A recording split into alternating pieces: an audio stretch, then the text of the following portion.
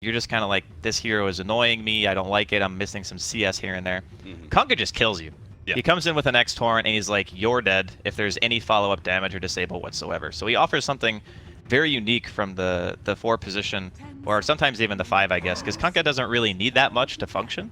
I think that's kind of one of the other benefits that he brings, whereas, you know what, Night Stalker eventually wants something. He kind of carries items better than a Kunkka, but he also can do more, I think, during the later stages of the game. But yeah, it's a nice combo with the Void, right? If we're going to be able to get a Chronosphere into a free boat, Torrent combination, a lot of team fight potential. And it feels like that's what this meta is primarily about, right? Is always being able to have lots of team fights. No matter like how early focused or late game focused your strategy is, it always has to have at least 2 big team fight heroes. Not necessarily maybe like Black Hole or Ravage-esque abilities, but you need to have at least heroes that are going to be able to win you team fights if you get the right kind of initiation. And that for me is what is kind of interesting about both Night Stalker and Kunkka. They're both 4 positions that do enable initiation in some way, right? You've got X to be able to maybe start off on a hero or catch an extra hero in some way, and you've got Night Stalker who kind of inhibits vision for the enemy team and presents opportunities for his allies. I do think Night Stalker is probably, of the 4 positions, his teamfight presence is just so good because of things like darkness. You get a 1.5 second silence during night. Those types of things are ridiculous. His mobility is great. He can scout you out. He kind of brings everything to the table. And I think that's kind of, unless you're picking these very push-heavy, like off-laners, like Darkseer, for example, and things that can spam out the wave in the mid lane, which you see pretty commonly, you kind of need that too in conjunction with some heroes, because if you don't create lane pressure, it's really hard for a lot of the older 4 position heroes that we used to see actually do something. But with Kunkka and Night Stalker, they just run at you. Yeah. They just don't care. It's like, okay, wave's not pushed, whatever. It might be a little bit obvious, but they just have, like, Night Stalker's got the mobility, but Kunkka's got just pure catch. So between the 2 of them, the functionality is similar during like the early mid game. But I'm curious to see kind of how Empire is going to follow this up, because Team Secret traditionally, Puppey being their captain, he's always been the guy who looks at your comp and he goes, I just want to counter your heroes. You know, I'm just like, you picked Void, I'm picking Venge, or I'm going to pick Pudge or whatever, any hero that can save in the chrono. But I think having the 1-2 combo of having a Faceless Void and a Kunkka together, you can't really save everyone, right? Yep. Like, someone's going to die. You can only sacrifice for one hero. It's interesting. Team Secret picking up the Necrophos, I would say very strong counter to the Faceless Void, whether he is going to be safe lane or off lane. I think we're seeing more off lane right now, but if it is off lane, right, Necrophos in a 1v1 does very well versus Faceless Void. He also serves as that perfect combination of hard lockdown and damage with Reaper's Scythe that Faceless Void just won't be able to undo. And, you know, you just throw down the Reaper's Scythe, your team follows up real quickly with a little bit of burst damage, and boom, he's down low enough that Reaper's Scythe is just able to finish him off. So it's going to be a tough game for the Void, at least the way I'm looking at it. But with the Necrophos picked up, immediately a counter pick from Team Empire. They get the Shadow Demon, a saving hero of some sorts against that Reaper side.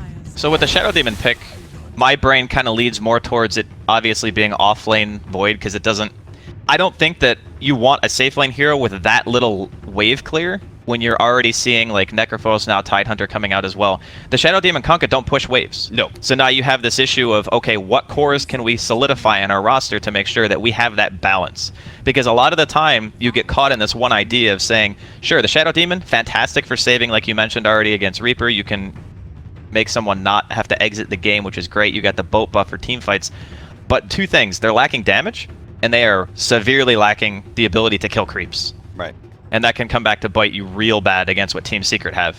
Yeah, you just kind of get closed up inside your own areas. You end up getting kind of split pushed a little bit too much. You can't defend somebody, especially if you're looking at a lineup that is going to be pretty team fight focused, kind of stays a little bit of 5-man. I also see the combination here for Team Secret. They have a lot of pick-off potential, right? Yeah. So if you combine a lot of wave clear with a lot of pick-off potential, and, well, there's the answer.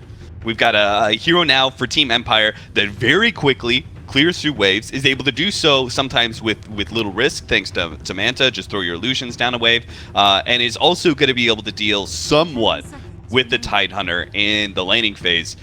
Really helpful that you have this high damage nuke that is magic damage to be able to threaten that Tidehunter. And not to mention, you know, having Lunar Blessing against Night Stalker is fantastic. Oh, yeah. Just straight up not having to worry about, okay, sure, if you cast Darkness, you're still going to have the vision discrepancy, but it's not going to hurt you as much to play against NS during the time where his ultimate's not up, because you're not going to have, what is it, like 600 vision less or something ridiculous like that. It's insane. It's super, super strong. So I think a very nice pick to round out what Team Empire currently have as their 4 heroes, obviously saving the mid pick for last. I imagine at this rate we're going to see another hero that can at the very least spam a tiny bit, and Team Secret pretty much looking for the same. I think Secret are a bit more open because their lineup feels very, it's just solid. You got Sustain and the Necrophos. You've got some okay wave clear between the Necro and the Tidehunter. Maybe not the best, but you know, it's good enough. And then you can look to just pick whatever MidOne feels is comfortable for this matchup.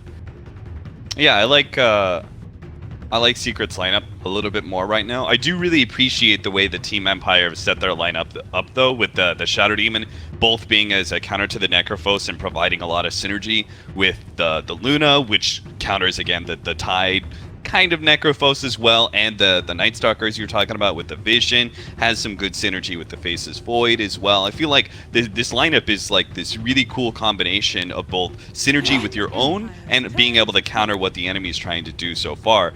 But the big problem is going to be that they have to pick up their mid first here. They're actually going to be banning away the Templar Assassin. How are you feeling about Invoker right now? I feel like it's generally too slow of a hero for most lineups, but with a Kunkka SD, it feels okay. It's going to be the Queen. Yeah. A very, I guess you would say, standard pick nowadays. Yeah. It's just a strong hero. It offers good laning phase. It can TP gank at level 6 very easily. You know, you get that level 25, even though they keep nerfing it. That spell lifesteal is still insane. Offers you a tremendous amount of survivability. Very high impact hero most of the time. You can't really go wrong with a Queen pick, I feel. No, certainly not. I think Queen of Pain, Puck, like those 2 mids you're going to be seeing so much. Puck is banned, so instead we're going to be seeing a Viper picked up by Team Secret. That will be our mid matchup. Not a fun one for the Queen of Pain, that's for certain. It does feel like Team Secret's lineup, they pick 3 cores that are very self-sustain heavy, are able to kind of sit in their lanes, not have to need the presence of the supports. I feel like Yapzor and Puppey are actually going to have a lot of freedom in this game to be able to do whatever they want. You know, when they want to pull, where they want to gank, all those situations are very open to them, simply because the one-on-one matchups are good for everybody. For Secret in this laning phase. It's going to be interesting because as much as you're saying the freedom that Yapzor and Puppey are going to have too, on the other side of it you have Empire, who still lack damage in the laning phase. Sure, Resolution's going to have that Lucent Beam, which does help a bit, but you're looking at Team Secret's lanes, you say to yourself, what lane do we kill? So are they going to take the opposite approach and say, you know what, we'll stack some creeps. We got a Luna on our team. You know, eventually even Mapochka on the Shadow Demon, if he decides to skill Poison, he can kill stacks. FN can kill stacks as long as it's not Ancients. There's options to play it a bit more defensively, because I feel if you're just running around 2 supports nowadays at the same time and you don't get anything done, it feels like you're so far behind straight away. So I'm kind of hoping that instead of Empire looking for kills nonstop with the Kunkka, and maybe Roger still goes mid, who knows? Yeah. But Mapochka at the very least, I feel, should probably just play this as greedy as he possibly can. Like, try to get to that level 6 really fast.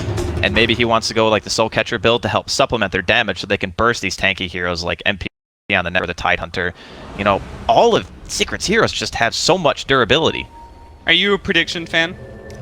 Do you fiend the predictions? I don't fiend the predictions. Alright. Well, but, you know, I usually leave it up to the main caster because, you know, they get your camera anyway. Well, we'll skip over it for this first round, just because I actually want to piggyback on something you said. I really like the fact that you brought up that when you roam with both supports right now, it feels like you just eventually fall behind. Yeah. And I think that's an important aspect of playing support right now, is that you do emphasize a little bit in being able to find your own farm. Specifically, like, the 4 position's going to run around, and he's going to get a little bit under-farmed, and he's probably going to pick up that tome to kind of boost it up. But as that 5 position, the support that usually sits in the safe lane a little bit more, I feel like it is very important for you to be able to get off at least 2 or 3 pulls in the first 5 minutes, just to be able to get your own source of farm. Because I don't feel like you can play the super hard 6th position as much anymore. You need to have more of an impact as a support than you used to. It's really difficult nowadays. I think that position 5, especially like you mentioned, just having to do as much as you need to with so little, and sometimes just stacking can be enough.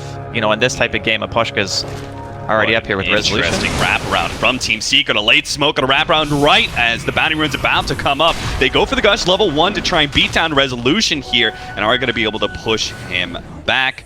They do manage to pick up said bounty rune. Still gets traded though. 2 for 2, as in the bottom lane, Ghostic was able to snatch that one away from MP's Necrophobe. So, smoking doesn't actually result in any sort of first blood scenario, nor does it give them the bounty rune advantage. But I'm wondering if Kezu's going to be a little unhappy with having Gush level 1 and not getting that first kill, as he now no longer has Kraken Shell or Anchor Smash to be able to defend himself when the supports end up going on him, which is why it looks like Yaphets is going to try and lend him a little bit of a helping hand. I would still say the situation favors Secret slightly, just because they're able to keep both supports in lane all the time. You're making the support soak experience from the Luna. We talked about the lack of damage that Empire kind of has until FN gets his ultimate, until Resolution gets his ultimate as well. So we're talking about Sonic Wave and Eclipse. Those things are pretty much mandatory to be able to get kills, I feel. And when you're looking at a Tide Hunter and a Night Stalker in your lane, the Shadow Demon at level 1 can realistically only disrupt. Yeah. And then you hit a Torrent and you get like maybe a level 1 Lucent Beam, or perhaps he ended up skilling the Lunar Blessing. So that you get some damage from that, but is it enough to realistically kill unless Kezu or Yapso are very far out of position? Well, thank goodness for that pause. I got to look over at mid, and all of a sudden FN was sitting at 90 HP. I'm not exactly sure how Puppy managed to make that happen, but FN's going to have to back out of the laning phase entirely here, pick up his healing self. He hasn't gotten a creep. Yeah. He actually has no CS. He is so sad, because he's already facing a Viper. Now he's facing a Viper when he's only half a level in, and Viper is 2.5, almost 3. So this is already not a good matchup for the Queen of Pain, and he's going into this game with a terrible start. It is a little bit problematic. The cool thing about Queen is even if you're behind, you can always piggyback off of the idea of TPing and just counter-ganking someone. Like that can be enough to bring your game back. Gonna see a little bit of pressure being applied in the top lane onto Maposhka, but no real kill potential. I just think that Empire have to play the waiting game. You need your ultimates. Absolutely. Or maybe not. Okay. They managed to find the kill on Yapsor in the top lane. I think he was tanking the pole camp a little bit when they managed to get the disrupt and the torrent on him, so just that little bit of added damage, Maposhka hitting 2 and being able to hit the soul catcher right on. Enough damage for the kill. Luna adds so much damage to your laning phase that it's actually, you have to play that so careful. Even if you are Night Stalker and you've got so much starting armor and all that sorts of thing, you still have to be really careful, just because the soul catcher combined with Lunar Blessing actually outputs ton of damage during that period of time you're locked down. It looks like they're going to try and do a full sandwich here onto FN. Night Stalker's kind of hanging around. I think MidOne's seeing if he can get some poke damage, possibly forcing a blink out of some sorts. There goes the blink, but unfortunately Puppy, he went expecting FN to go straight down. Might still be able to catch him though. The magic missile needs 2 shots here. One of it's going to be uphill. Does manage to hit that one. Still 10 HP. FN has a blink up in a second and will manage to get out. Yapsor unable to get that void off. Meanwhile, in the top lane, Kez is going to be gone on here. Body blocked by the Shadow Demon Illusions. Brought back by the X. And Empire execute once again in the top lane. Really good for the tri-lane of Empire to continually get these kills. It would be extremely unfortunate if they're sitting there with 2 supports this whole time and don't accomplish anything. So Maposhka and Roger are going to be more than happy about that. Sure, your queen is having a rough game. To be totally honest with you, Cap, I have never seen this big of a CS discrepancy at 3.5 minutes, ever. No. Not in a... Actually, there was maybe one game where I think it was a Nyx versus an OD mid a really long time ago. Yeah. What have you done? Time walk forward to try and get some damage on an MP, and now he almost gets punished for it. Fortunately, that second Death Pulse doesn't manage to hit Ghostic, and does successfully hide his way into the trees. Kezu tried to do a little bit of neutraling there, but ends up getting interrupted. In fact, now he's going to be gone on. Soul Catcher, follow up into the X-Torrent. They're going to be able to get a lot of right-click damage, not even needing the disruption, which they still had at hand if he managed to survive through that initial jump. So we're seeing an Empire that certainly has enough damage to be able to deal with the Tidehunter in lane. And as you said, good thing too, they're committing bull supports up to the top lane, but it's working.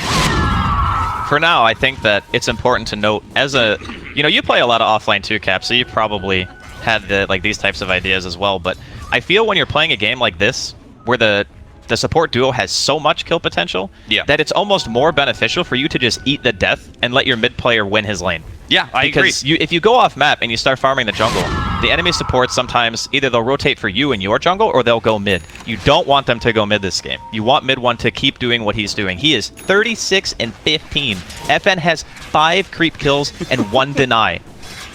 And honestly, if you're Tidehunter at this point, any offlaner that dies like 2, 3, 4 times in the first 10 minutes, it doesn't really matter. It does not matter. They're always going to make the comeback, especially farming offlaners like Tidehunter, like Legion Commander. They're always going to give their opportunity to be able to farm up, and they're just going to get right back into the game so quickly, because Viper is definitely a space creator of sorts, right? He just pushes and pushes and pushes, and he forces the enemy team into fighting into a Viper, which means the Tidehunter is going to have his day to be able to farm up, get his items, get his mech, whatever he needs, and then turn into the off-lane core that you expected in the beginning. Yeah, I think that it's a lot of times you see these deaths and people say, wow, you're just dying all the time. And it feels bad to die in Dota. It really does. But in this case, for the greater good, FN's level 4. He's level 4. He was sitting in the jungle killing Ogre neutral camp. And he might just get dove here. Viper's already level 6, almost level 7. I'm not even sure if this Queen of Pain... Maybe he gets too close and gets hit by Viper Strike. A Night Stalker could easily just run him down on the side. So he really has to sit super far back.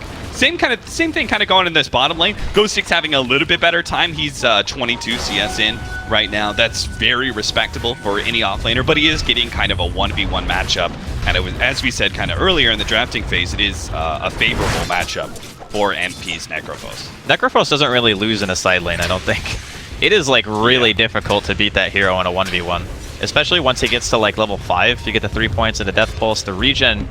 It doesn't matter what hero you are, it just becomes a little bit too much. Yeah, you can't, there's no hero that can threaten you constantly. Right. So eventually Necrophos is going to be able to get the CS to get whatever regen back he needs. FN does manage to get the deny on the tower just before Yapzor wraps around. Could have potentially caught him, as he does have a 1-1-1 build instead of the 2-0-1, prioritizing the silence nice and early. We're going to have a TP coming in here. Roger is deep behind the tower and could be countered by TPs, but the first one in is Puppy. He immediately gets disrupted. Yapzor is going to wrap around from behind and manages to catch Roger, slowing him down, hopefully enough for his team. Yep, there goes the Gush, and MidOne will gladly take the kill. Not like he was far enough already, 58 and 18. Now he gets an extra kill to it. It's really cool the way that Secret played that, because they... bottom. Okay. Nice setup by Resolution, but MP does manage to get into the trees, and now they're going to have to throw down the Chronosphere as well. That's 2 really big, long cooldown ultimates to kill MP's Necrophos. I'm sure it's a little bit worth it, but you would much rather have just only had to use one there. Definitely preferable to not have to use both, but it kind of feels like if you're going to throw the Eclipse, you may as well throw the Chrono, because where's the damage if you just Chronosphere? And, Resolution's ultimate isn't up. True. So I think the movement from Empire here is on point. They saw a rotation towards their safe lane, and they go, okay, we don't really want to fight here against MidOne's Viper right now. It seems a little bit risky. They showed they were willing to TP on the side of Secret because the mid tier 1 is dead on Empire. There's no reason really for MidOne to kind of sit mid anymore, so they're just looking, right now it looks like a pick. As MidOne and Puppy are currently smoked up, potentially looking for something, and they're kind of also waiting on Kezu to hit his 6. So once that happens, I would imagine that Secret keep applying this tower pressure, because that's what Viper does best. He hits the tower, and you look at a Viper and you go, well, he's probably going to get this kill here on Kunkka. Yeah, Roger, especially with the extra vision coming in from Puppy. They just need one more shot, and they get it. So that may have signaled that they do actually have that aggressive mid board. Meanwhile, top lane, Kezu being chased down. Resolution does have the beam coming up. They managed to get vision for a second. Kezu diving into the trees, but is now in open field. Will be caught. The final nuke does manage to bring him down. So Kezu just seems to get very little respite. Just constantly pressured. I have to say, though, I think Resolution's doing a fantastic job. Like, he read the fact that, hey, my mid laner, this Queen of Pain, who's normally the one moving around and creating space for you, not going to be able to do so. I need to create space for him, but I can't go to mid lane. Let me go bottom. Get that kill. He goes back up to top. They kill the Tidehunter again. They're pretty much doing the only thing they can that's available to them with their mid lane being so utterly shut out. Very reminiscent of the old era where we used to see a lot of safe lane gyros, and they would get level 6 or 7, and they would just instantly TP and try to get a kill. So kind of bringing that logic into the newer age of the safe lane here. But still not really that big of an advantage in regards of overall net worth, even with the, I would say, pretty gigantic mid difference in overall CS. Obviously, Queen of Pain has a bit more flash farm potential. You got the Scream, you can blink around, you can hopefully control the runes a bit. He does have his ultimate here, looking for MP. He's standing in a good position, though. This kill would be so big, Roger. They are going to be able to Chronosphere. So they have the Torrents, they have the Sonic Wave if necessary, and it's probably going to be needed here. There's so much turnaround potential as MP with the cloak gets the turnaround, the Ghost Shroud into the Death Pulse, a huge heal with the Magic Wand helping out as well. That's the problem. You have to fully burst down a Necrophos from 100 to 0, because at this point in the game, Necrophos, if he gets that slight little window, it's such a big turnaround in HP, right? Because it's 50% extra with that heal, and then combined with the Magic Wand, you easily get at least 300 HP, which is like half a hero pool at most times. That is just ridiculous. They drop double ult, and he's at 70% health after the Chrono wears off. Yeah. That's got to feel pretty bad for Empire right now. You look at that situation, you lost your tier 1 tower, you go for a kill on the safe laner, it doesn't work, you drop 2 ultimates. Kezus does have Ravage here. They see him and they just run. They're like, nope. They thought it was going to be a potential kill on Necrophos. Turns. Have you been seeing some of the Necrophoses lately, by the way? I played a game with MP, who's been spamming it a couple times here in pubs, and Matumba Man as well. They've been getting Radiance, like second item. I think it has a lot to do with the fact that the hero just wants to deal damage by existing. Like, a lot of the time, you don't really scale Necrophos in damage. You typically scale him in survivability. So when you think of it that way, a hero that lasts a long time, Radiance is just going to be good on. And the hero benefits so much from just the healing potential of having like Death Pulse. It sometimes gets you kills in team fights. You pop your Ghost Shroud, you're healing for just insane amounts. So I think there's a lot of synergy, more so with the new Necro than the old one. And you've got the miss percentage as well. Roger, it's going to be gone on here. Void, Magic Missile, should be a pretty easy cleanup kill for Team Secret. 3 to 5, 12 minutes in with a 3k gold lead, and towers are beginning to drop. Empire's losing a lot of map control very quickly as now these cores are fully online. Necrophos has his big magic defense with Hood of Defiance, so he's got that shell. Viper is near unkillable. He's got 1500 HP with maxed out corrosive skin, so magic damage does nothing to him either. And Tide, classic Tide, even if he doesn't have the levels or the farm, can kind of just sit in the front. He's got Ravage. Will pop it when they end up going on him. So pretty much all towers seem to be going uncontested. I don't think Empire can actually stand against that. All they can do is just push the other side of the map. They need the kitchen sink. They just need to dump everything. I think it's almost more... Oh, they have a sentry down here mid. Yeah, they do. They did manage to catch Kezu here, but Yapzor is already out. Good TP from Roger. There's no way that Kezu wants to blow Ravage just to kill the support here. Yeah, nice read of the situation there. But I was going to mention, I think they want the Kunkka to hit 6 because they actually need boat damage.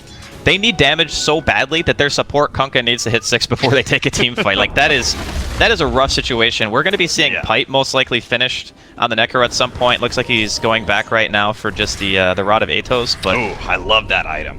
Yeah, love it. It's fantastic. Disruption, Soul Catcher, but the Tidehunter's here. They're going to try and burst down Puppy. They do have the Ravage available. Kezu's going to hold on to it, though. The FN blink out just in time. MP TP'd onto the Shrine, meanwhile, and is going to be able to find Miposhka. That's guaranteed kill. Reaper's Sight is successful, bringing him down, so a little bit of extra death timer as well. Necro, man, what a hero. You cast all your abilities, and if you get the kill, you're back at full mana anyway. Yep. It's as if nothing ever happened, Cat. Yeah, you just gotta keep running around and keep killing things. Oh, it's so hard to play against that hero, just because you have to commit to being able to fully kill him. And if you don't, he's just gonna farm up and get up to full HP, whether he gets a hero kill or a bunch of creep kills. He just kind of goes and goes and goes. He's an Energizer Bunny. It was the perfect pick for this situation as well. Like, Secret read the draft perfectly from even the second to third pick. They just realized, hey, if we have super strong lanes, Empire are gonna really struggle until they have all their ultimates. Gonna see a big fight here, though. Roger, trying to get up to his shrine, they're just gonna leave him behind. Oh, yeah. He's not gonna activate it. He knows it's a waste. He knows he's mega dead. You run into that many heroes at Team Secret at this point in the game, there's no fighting. Just have to go somewhere else, and that's exactly what they do. Resolution goes to push out top, and we have our Faces Void Ghost Stick pushing away at bottom. This is the ideal situation, I think, for Empire, is if you get away with just losing a support and you're allowed to have cores on opposite sides of the map hitting creeps, that's about as optimal as it gets, given your start. So now it's going to be, do we fight the Roche, or do we choose to fight the Tier 3? It can be pretty dangerous to go into a Roshan fight against Secret, given their lineup, and like the sustain of having MP, you have the saving mechanisms, although Puppy is not quite 6, he's very close. I'm really curious to see how Empire decide to go about that. Do they actually want to contest Roche with all of their ultimates, or do they say, high ground's the best shot we got? Well, it looks like Secret aren't going to give them much of a choice here. Because the cores are on the side lanes, they're going to force high ground here, see if they can actually force the cores back. And it becomes, in a way, a game of chicken to see if you can successfully force the cores back as you attempt to go high ground, or if you're going to be caught trying to play a little bit too over-aggressive. They do manage to force most of them back. Resolution stayed up in that top lane with his Mask of Madness. Gonna hide in the trees and wait for another opportunity to push out top. Meanwhile, Empire are looking for a chance at a pick off. Unfortunately, this torrent isn't gonna land on Puppy, and Secret do protect themselves enough not to bleed any hero. They really gotta make sure of that. Well, I guess it wouldn't be that big of a deal if they lost the support. I was gonna say because they're like 5-7k up, but they're actually only probably 2k. How are they doing this, Draskell? Okay, so the biggest thing about Viper, and this happens a lot, and he has one of the biggest stigmas of win the lane, lose the game. You know, that used to be the saying, right, for Viper, because what he does is he sits in the lane, he's very hard to deal with in the first maybe 10 to 15 minutes, but what happens nowadays is that you start transitioning out of sitting there and just being this unkillable flying snake into killing towers. And when you're running around the map with your team, you're not hitting creeps. They're going to drop a chrono on mid. They're going to get this kill on Kezu as well, so that means no Ravage. He's up in about 30 seconds. Not sure if Empire are going to pursue this, but this happens a lot to heroes that dominate the lane that don't have flash farming capabilities. So like Razor and Viper and these other heroes. The enemy mid has wave clear, and you don't. So eventually they just get creeps. You're running around the map with your team hitting buildings. And this is why like the Ludo is such a great pickup, right? Because it does clear through waves so efficiently as a carry. Our Queen of Pain is beginning to pick things back up. He's sitting at 5,800 right next to MP at 6k. Like, things are beginning to look okay for Empire. They are going to have this awkward timing, though. They just blew Chronosphere, and, well, I guess that's the only long cooldown ultimate. It's just Chronosphere. Tidehunter is back up, so we'll see if Secret want to force a fight somewhere. I'd say that's probably the optimal Chrono. If you can get Kezu and prevent a swap, that's the best initiation I think you're ever going to get. They're just going to go again. Apparently Kezu's just not going to be able to get his Blink Dagger that he's so close to. I kind of want him to just go back to the creep wave and see if he can get it, but it's not going to happen. Soul Catcher and gets brought down. Did you mean mech, by the way, when you said Blink? I did. I was going to say, I was like, I didn't know if I was looking at the wrong hero or what. I was like, wait a minute. I was literally still looking at him for like the last 30 seconds leading up to that gank, and I was like, all right, let's talk about mech and how that's going to add so much. Blink just came right out of my mouth. The synergy is insane with their lineup. Like, you can tell what their game plan is. They just want to try to be able to 5-man. But Empire, slowly but surely, they're pulling it back. They're splitting up the map. They're making sure that Resolution has all the space in the world. If he wants to come to a team fight when they have Chrono up, I think that's probably their best odds. And just making sure you have the lockdown. The damage is up now. They have everything at their disposal. They have the Sonic Wave. They have the Eclipse, the boats there.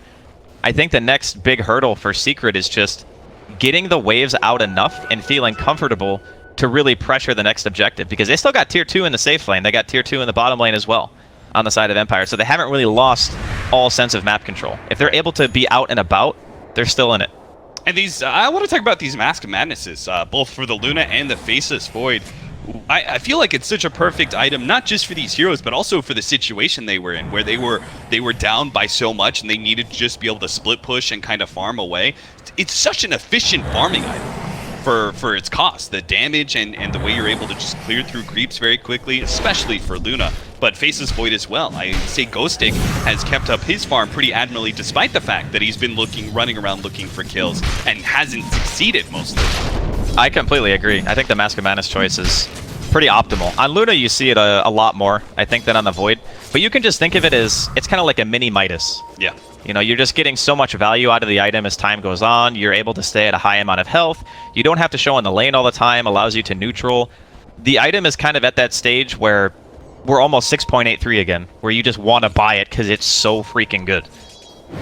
Yeah, I like that, especially since neutraling feels kind of meh sometimes. Yeah. Like, if you're just a hero that takes too long to neutral, it's just not worth it. But Mask of Madness makes it super fast for especially the heroes like Faceless Void, who would normally be quite slow at it.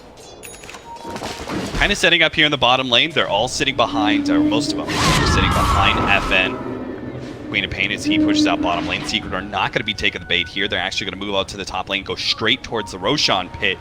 They have successfully read Empire's movement. That is a Deso Viper. Yeah, that's You do not see that very often. That's one way to push high ground. I mean, it's also a nice way to be able to kill Roche a little bit faster, because they don't have a medallion, I don't believe. Yeah, because Yapzor went for the Force Staff. He went for an item that's going to allow, you know, maybe you force out of a Torrent Boat combination to save somebody. Right. And the pipe is finished now on MP, so this feels to me like Secret want to go now, or you know, maybe they TP back to defend first, and then they try to go for an objective after the fact. But this is, you know, Empire are definitely applying the pressure even still. I don't know if the Aegis is going to be enough.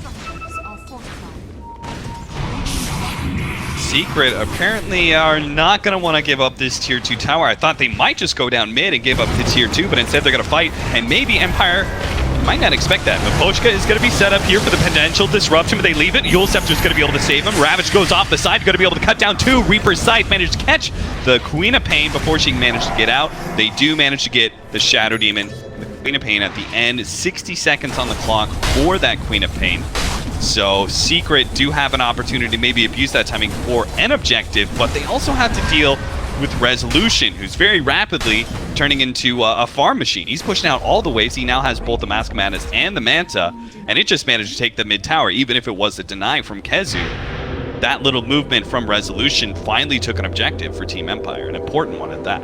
He's been very good at reading the map this game. He's pretty much always been in the right spot at the right time, hasn't died at all. I mean, sure, his lane, you could say, was pretty easy. He had a tri-lane versus essentially a solo Tide, but just his movement, keeping the lane pressure up. As a core player, especially a Luna in this game, it's a necessity. Like, you need to pressure the lanes. If you don't, and Secret are able to walk to your tier 3 with 2 out of 3 lanes pushed out in their favor, that's bad news.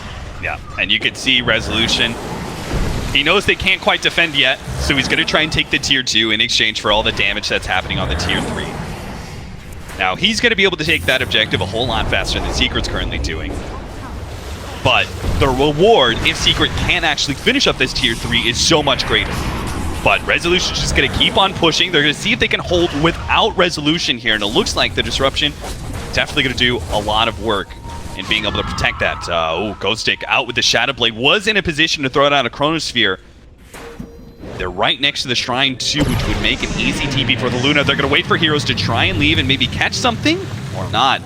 TP out, Ghostic doesn't choose to take that opportunity to go for a Chronosphere on anybody. Backs away, and Empire will continue to play kind of the keep away game. I think they're just really wanting that BKB on Resolution.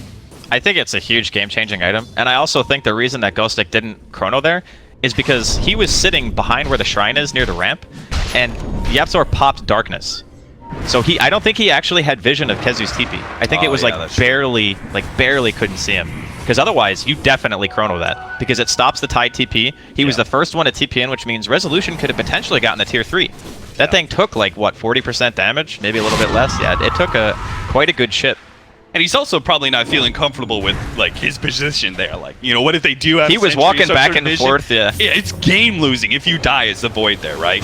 So definitely one of those situations that there was an opportunity for high reward, but there was also a lot of high risk involved with him being positioned there.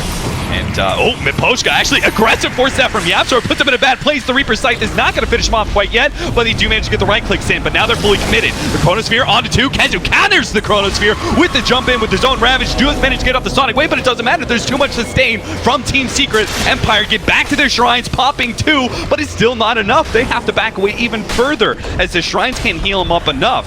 And Secret are able to beat now onto that melee Rax. Resolution's finally here, but it's a bit too late. The Rax is already gone, but Poshka's back in it with the disruption.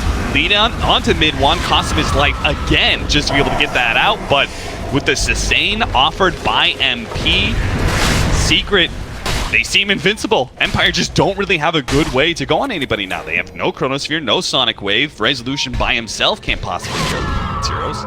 Well, they can only get 1 Rax because they have tier 2s in the other lanes. The unfortunate part about that whole situation, okay, so first, Resolution, he had enough money to buy his BKB. But when you're in these types of situations where the enemy team is pushing a tier 3, you don't want to TP like 10 feet, right? Yeah. It just feels like such a waste because you know you have to get out of base again and immediately be able to push out lanes. And you need your TP to get out of that. So you need to save it. And because of the Force Staff forward, killing the Shadow Demon, it kind of made Gostick feel like he needed to Chrono to try to make something happen. But there was just no damage because Luna wasn't there.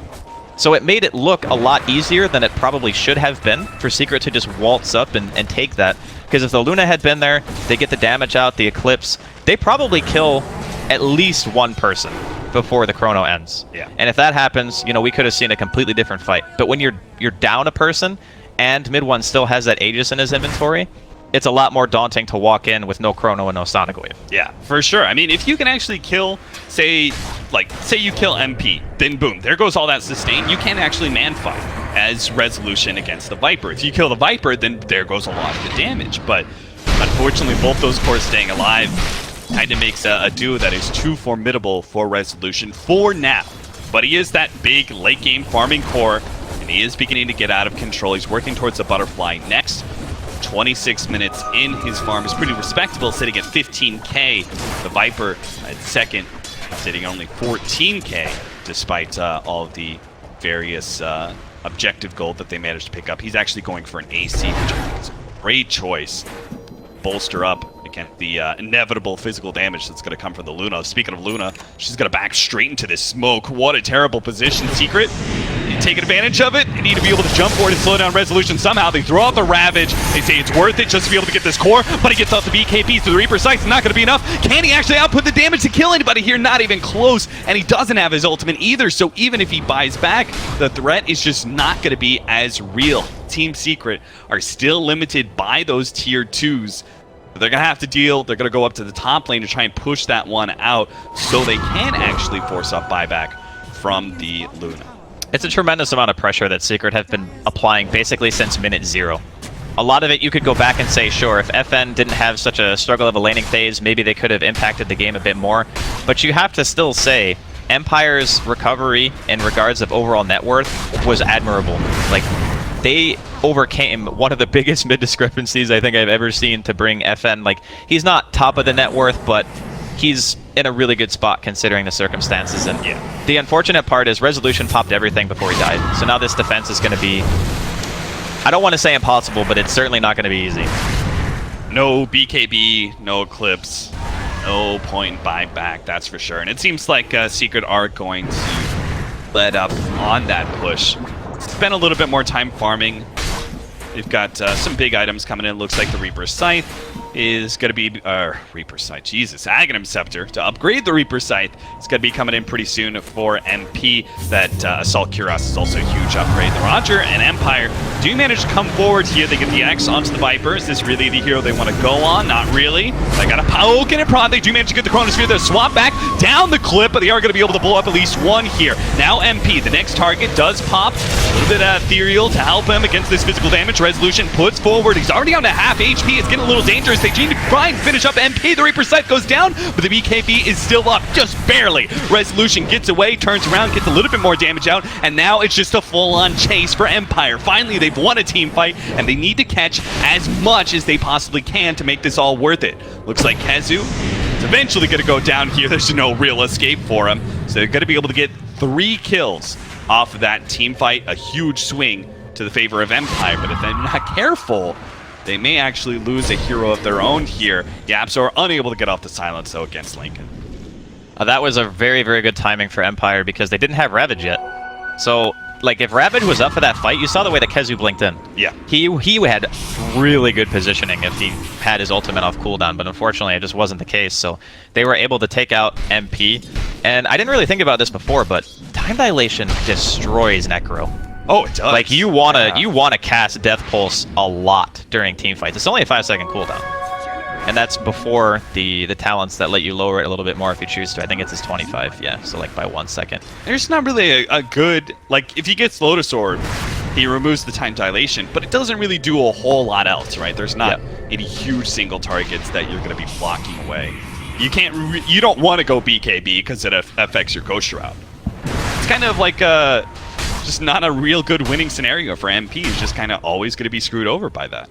You just want someone else, like maybe, you know, Puppy gets it, maybe Yapzor eventually buys one, but he does also have a Glimmer in his inventory on top of that, so they have methods of saving, and it took a lot to take down MP, even, they're going to catch up in here. He does not have the silence, though. Obviously, to throw the silence down to block the Lincolns. They are going to be able to get the swap back, though, so maybe they can kill Mule Scepter. And a blink, not forward, to the other side, no. At least you can say you're going to be looking on the bright side for Empire. He didn't get Reaper Sight. He didn't get Reapered. He also managed to dodge the Viper Strike and the stun with a single Yule's cast. That was definitely cool to see. But yeah, you're not getting away from that. That's just troublesome. But in the meantime, another Roshan sneak. This time it's going to be from the side of Empire. They're not killing it super fast, but they have a tier 2 in the bottom lane. So if Secret were to contest this, they needed to be here a little while ago. Yeah, the exchange is not that bad, right? I'd say it's actually better, yeah, to be honest. Because, okay, you have an Aegis on Resolution. He can just go in, you know, YOLO, doesn't have to pop his BKB. And then, Jeez as well. Yeah, this is a... I would say don't get caught. Yapzor here does manage to stop Boshka. That's one. Ghost Stick. Looks like his Shadow Blade is going to be enough to get him away. Just barely, though. Making the best of a bad situation. I gotta say, Empire, again, the lanes were not ideal. And when I say not ideal, I mean they got trounced in the lanes. Like, they really did. Sure, you killed Kezu like 3 or 4 times. That's, you know, kind of expected if you keep showing in lane. But the way that they're holding off, given how bad the early game was, a lot of teams would have crumbled to that pressure. Yeah, it's amazing what they've managed to accomplish. The so little move. A little room to maneuver in this map. They just were able to farm up a lot of space for Resolution. They just kind of created. They got a couple of very key kills with their combination. Chronosphere and Eclipse, or Chronosphere. Secret are beginning to stall out a little bit. They still have, I think, all the mechanisms. Oh, he actually changed it up. No Aghanim Scepter for MP, actually goes for the Force Staff instead. It just has a value point booster for now. It's a solid choice. If you looked at the way the last fight went, when he got chronoed, he still died, but well after the chrono dissipated. So giving himself an additional save and not having to be completely reliant on getting swapped out, I would say is still a pretty big deal. Supporting Puppy hasn't actually upgraded into Solar Crest, picked up drums, and is now looking at a Ghost Scepter. Our Night Stalker has that Glimmer Cape Force Staff that we saw earlier, and is going for the Halberd up next. See if he can stop the Luna. I really like the new change of the Halberd and being able to disarm before BKB, especially since you know with a hero like Night Stalker, you can actually move pretty far forward and get that Halberd off. Right. It also helps remove Lincolns, which means he could get a silence onto the Queen of Pain easier. Halberd's just a ridiculously efficient item in of itself. Like, before, people didn't buy it because, like you said, it wouldn't lingered. Oh, a complete whiff from Ghostic. That is a game loser right there. The silent swap back. Ghostic's gonna die for his sins. Pay the extra punishment of the Reaper Scythe as well. So I'm not. They didn't have a high ground ward either, right? Like they didn't get No. dewarded or anything. He Yeah, just- there's no sentries. He just went for it. That is, whew, that is aggressive, to say the least. It's very unfortunate. He saw them like farming up when the creeps pushed it. He saw the heroes into position, and he was like, "This is my opportunity to be able to catch the Tide +1." Right. And then It happens, you know, every once in a while you think you have like this play opportunity and you go in and it just doesn't quite go the way that you want it to, so. I actually, Oh, close. almost stops the, yeah, but not quite. I can't imagine the pressure it must be, because, I mean, Dreska, you played Initiators, right? There's a lot of pressure on you. It's rough. To get the big ultimate. Your team can't guide you in that regard. You just have to like kind of trust your instincts and go for it. That's already a lot of pressure in regular games. I can't even imagine the pressure of playing TI and playing an Initiator like that. I wouldn't want to do it.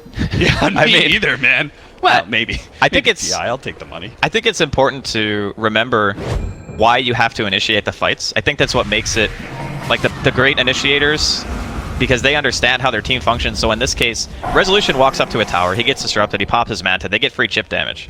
In that game, the Void doesn't have to go first. Yeah. The Void can wait, because if you are sieging with Shadow Demon Illusions, those things are crazy tanky. Resolution's got Butterfly. Like, look at how long it takes. He just walks them into a full creep wave and 2 heroes, and they're still alive.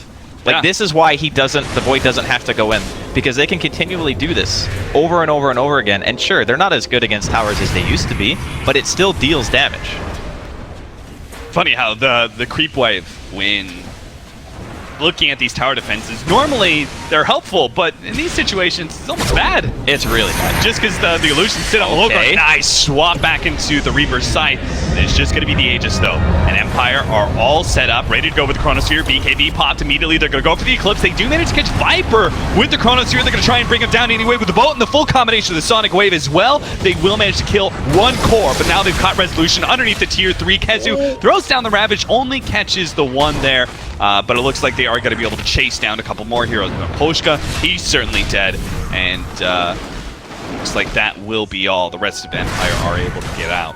So that costs them an Aegis, plus the death on Resolution, which is going to stall up his farm a little bit. And they didn't manage to finish up either tier 3, which would have been a huge swing if you can unlock those shrines and give yourself even better opportunity to control that Roshan pit in other areas. The most unfortunate part about the teamfight for Empire is MidOne didn't have buyback. Like, if they had managed to get out of there, and the Ravage hit Resolution at such a perfect time that he couldn't get off the cheese. If he popped the cheese, there was turn potential because his entire team was behind him, but as soon as the Luna drops, you no longer have that really durable front line. You can't afford to be sitting there anymore, so they kind of just lose, you know, 1 or 2 extra heroes on top of that. So it gives Secret a bit of breathing room, but that mid tower is basically dead to rights. If Empire walk down mid again and they're able to get to that tower without Secret taking something somewhere else on the map, it's gonna die. And I still think that, like you mentioned earlier, there are a lot of nerves because most of the time, you know, maybe Resolution just wanted to use his Aegis, and maybe that's why he walked up to the high ground. But with a Shadow Demon, it's been a while since people have played this hero a lot competitively, but you don't actually need to walk to the high ground. You can just illusion siege forever. And if the enemy team doesn't have a way of jumping you reliably, they will just eventually get whittled down. As a result, Secret, they managed to win that fight. They're up by 6k, but they are not really having the same control of the game they once had. 6k gold lead is nothing at this point in the game, especially when you're facing such strong scaling heroes like Luna and faces Void. You're beginning to get some bigger items. You say the Shivas, for example, on FN. He was looking at a BKB earlier, but opted for the Shivas instead. Kind of help out against some of that physical damage and minus armor coming out from the Viper. Faces Void with the Diffuser Blades. Some huge upgrades to damage. They are going to find a free pickoff here on Roger. But, and again, free pickoffs really aren't just free pickoffs when you've got a Necrophos on your team, and he adds that full 30 seconds to your death timer. This is actually painful because he can't buy back. Because the mid wave is pushing in, they're going to be able to just walk top. It doesn't matter if, you know, the creep wave, or there's 2 or 3 waves on the way to secret space, they don't care. Like, they're just going to sit here and hit the building. They are going to keep going on Resolution, see if he can maybe trade, as he's going to run his illusions to the tier 3 at mid lane. Once he opens up that tier 3, it's really easy to cut down those barracks, so they can actually just trade. I think they could even go like 1 for 2 if a secret don't actually back up. The TP got canceled. TP got canceled. Viper ends up getting caught in the Chronosphere. Ghosty is going to back out. They don't get a kill out of that one, but they do stop the TPs, and that means MP is completely undefended. Resolution just brought him down. It's actually going to be able to take a full lane of racks here. The TPs are slow to come through, and Resolution will take those 2 down. He's going to make it out. KP TP out, and he's away. Just like that, MP bought back and everything, but he didn't even have the Reaper sight up, even if he was there to stop that TP. What a huge play. They lost at tier 3, but they killed 2 tier 3s and took a full lane of racks for Empire. They forced a buyback. Yeah, they forced a buyback out of MP. He TP'd in the front. He got Soul Catcher eclipsed. He just got evaporated. You can't pop Ghost Shroud against that. Like, you just die. That was an insanely good TP cancel. I'd say if that doesn't happen, there's no feasible way that Empire are able to play that the same way. As soon as they saw that TP, they were probably just like screaming, we cancel the TP, just go, just hit the buildings. Force them back. Luna, probably, I would say the fastest base killing hero in the game, if you have the tier 3 exposed. Like, Tiny does a ton of damage to one building, but Luna just hits all your buildings at the same time. Yeah, just as soon as the tier 3's gone, all of a sudden it's like something's just unlocked. And then Luna just hits one building and it bounced all these other buildings. And as a result, Resolution. I mean, do you agree with me here, Draskell? Empire's ahead. Empire's winning I the would game now. definitely say they are ahead. They were in such a bad scenario in the first 10 minutes of the game, and they brought it back to their favor, and they're going to get a swap back. Maposhka, he's dead, and he doesn't have buyback.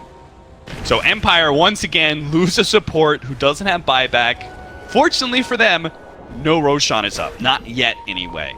Their strongest heroes are still up, and they have buyback on both of them. So Gostic will be able to buy back if he ends up going down, and so will Resolution. 25 seconds on the TP, that's actually still a bit of time for the Luna, but they are going to make their way towards bottom regardless. Mid is also exposed, so we could see a potential base trade, because Empire know that Secret have pretty much all of their ultimates, well, they're going to be up. Necro is like 30 seconds left on Reaper, so if they defend, they're probably going to be fighting into it. I don't know if Secret really want to do this. Yeah, they're TPing back. They do not. I love the fact that Resolution is in so many of these situations not TPing back. I think it is the potential death of Empire if they ever just say, okay, we're going to 5-man defend our base. Yeah, that's probably the thing that has been winning them the game, to be honest. Every single one of these situations, right? They're going high ground. Resolution's like, I'm going to take a tier 2. Yeah. Right? I'm going to keep going. I'm going to keep farming. Because that's the only way. You have to put a threat on the board somewhere. You can't just take the fight the enemy team wants to take. I think that's a really important point. Like, if you want to take anything away from this game, especially as a carry player, you can stay in the lane for like an extra minute or two, as long as you don't TP back to base. Because sometimes that just puts you in the position to apply the pressure that's necessary. You have to force the enemy team to do something. Dota's all about pressure. If you're not pressuring anywhere, you're not winning the game. X, just to make sure that Luna gets that illusion, gets out safely. See, the vision is a little bit better for Team Secret, being that they have Night Stalker. That, plus they have the gem. Here we go. But we are going to have the smoke up wraparound from Empire. Dude, look at those illusion runes just demolishing. Like, they're so good. Like, one Manta pop and one illusion rune, you have 2 lanes pushing at the same time. Let's see, they did see Viper up there. Ports the Secret Shop. Are they going to try and cut up there to fight into that area? They got vision. They got vision around this area, so it feels a whole lot better. Nighttime is gone as well. Took on the front line. It's going to be able to get the Chronosphere onto 2. They see MP. They go for him first. Throw out the Sonic Wave. Unfortunately, Resolution got caught at the tail edge, but it doesn't look like it matters at all. The 2 in the Chronosphere both end up dead, and it looks like they're going to get Yaphets as well. That's going to be a gem dropped, and Empire in full offense mode against 3 heroes with no buyback. Oh my god. Roshan's up, so I think they're going to go for the safe play. It makes sense because Yeah. they probably feel like they're ahead at this point. They're like, okay, our heroes are online, our Luna's gigantic, they don't have anything to deal with this. As long as the Chrono hits at least one hero, it's like, okay, yeah, if Puppy swaps, you're gonna die, but Puppy still has a fair amount of items, you know? It's not like, it's not nice to lose your Venge in the beginning of the team fight. But a really nicely placed Chrono from Gostic there makes up for the little bit of a snafu he had earlier. He hits the core and the Venge at the same time. That's perfect. That's exactly what you want. And it's all thanks to that smoke that they had. They pushed through mid, got the vision down. It's not a hugely tricky play, just solid fundamentals by Empire. And now they have the potential to end this game right here. 20 seconds still for the next post gone. They do have a little bit of problem dealing with this Viper, but the Illusions have no problem at all. They don't have to worry about their HP. They just keep on pushing forward, getting damage, chipping away at both the Viper as well as that ranged Rax. They've got time, plenty of time with this Aegis X and a Torrent, but no Chronosphere to lock down that Tidehunter, and I think that's really where Empire need to bide their time. They can actually have the Chronosphere up again, and if they get the right kind of initiation, I think the game just is over for Team Secret. I don't think you can fight anymore. It could be. It could very well be that. The MKB on MidOne has been enough to force them back. The combination of having the Butterfly and the Illusions on top of that was really annoying because they didn't have any reliable way to bypass the evasion. But now that the Viper has that MKB, and he's got the Hurricane Pike plus the extra 75 attack range, which you don't really see a whole lot, but when you're on the defense, it feels like the better choice, because you can stay, you know, the farther away you can be as Viper, the better, while still hitting somebody. I think he's probably the last bastion that Secret has for this defense, because MP had a fantastic lane, he crushed it, right?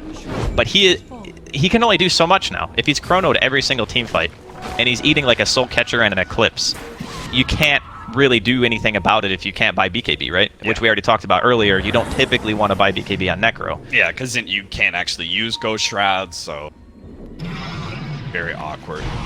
And just look at the lanes. Like top lane, there's just Illusions already. Yeah. Just beating down the creeps. MidOne actually ferried himself out a salve just so he didn't have to go all the way back to Fountain because he wanted to push out top lane. Because he knew that like they're just going to get hemmed in. Right, so he goes and he's like, every little second counts. I need to push out this top lane. But even that little bit of extra effort by him is immediately just reversed by the fact that Resolution is able to have his Manta Illusion to push out that top lane.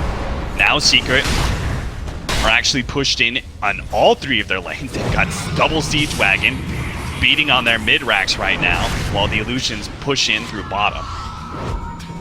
This is the absolute ideal situation for Empire.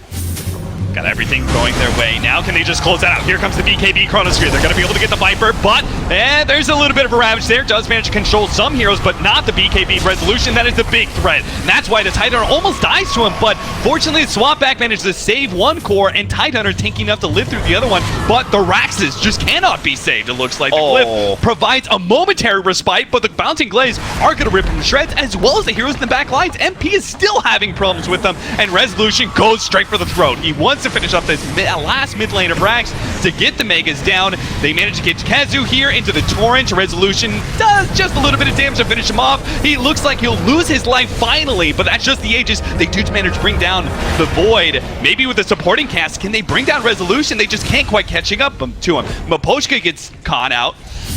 MidOne managed to finish him off, but they really need this Resolution kill so badly.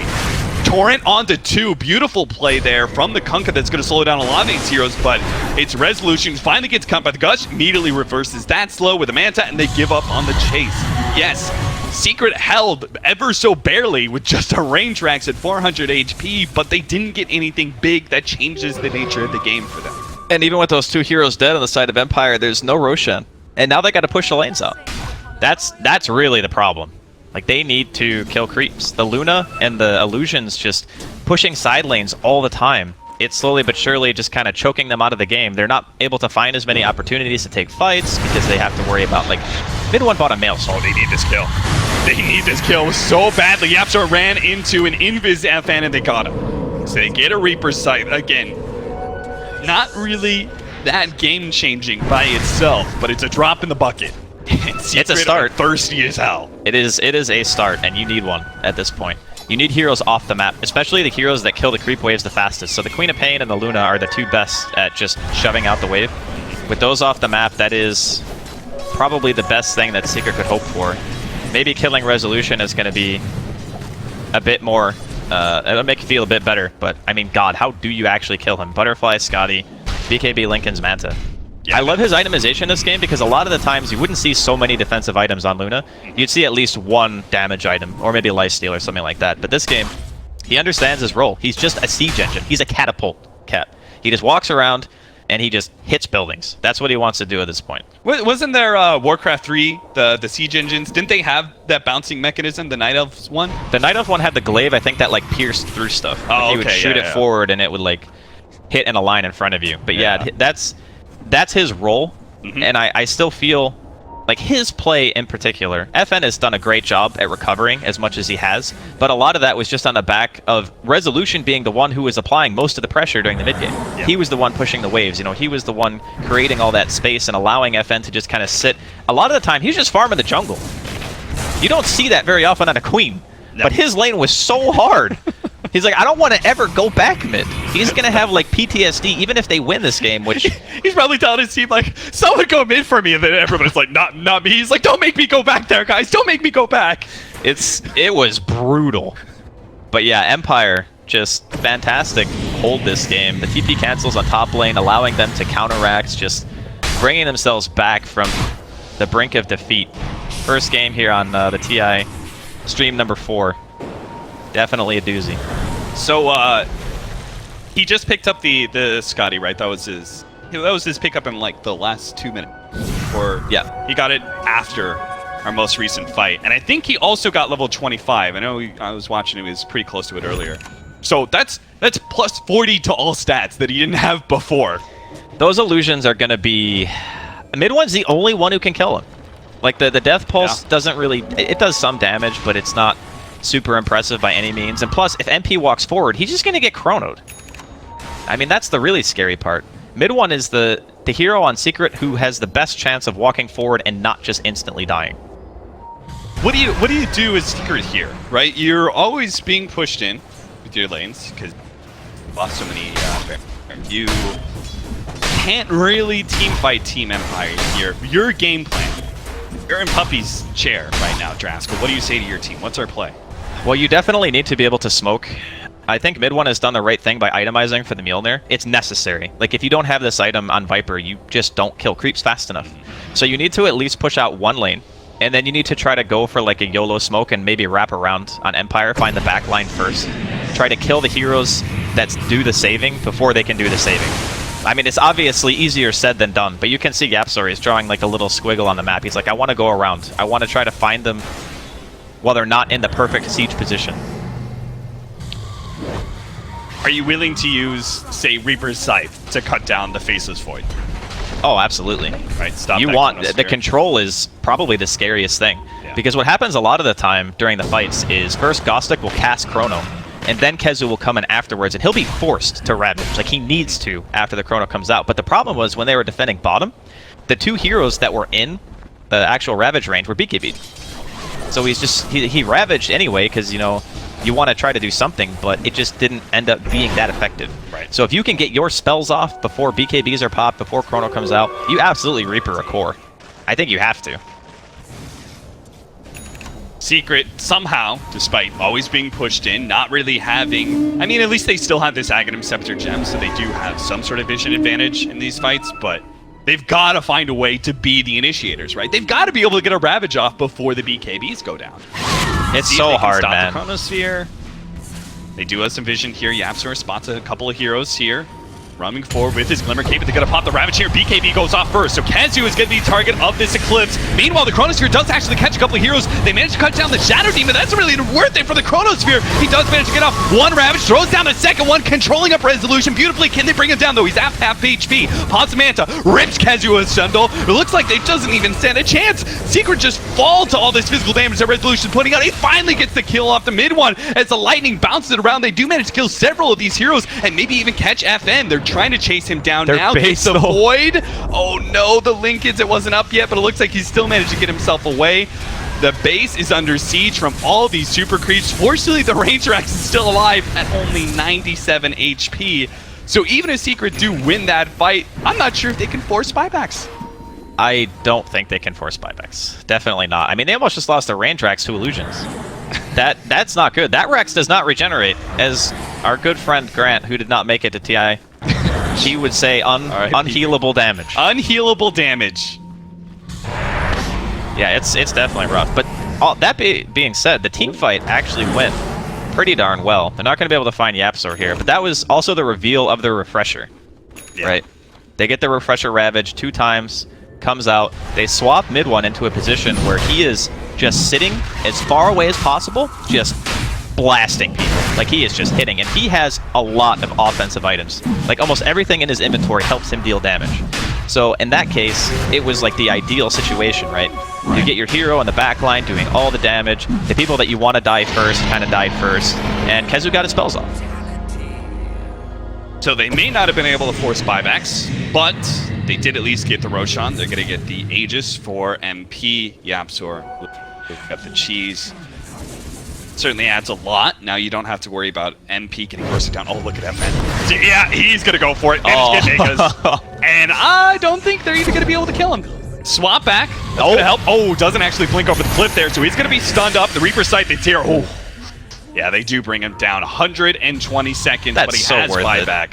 That is certainly worth it, because it's going to force Secret into a push, right? I don't think they can play the late game against Maker. Definitely not. I mean, unless Puppy wants to transition into a core and buy his own Maelstrom.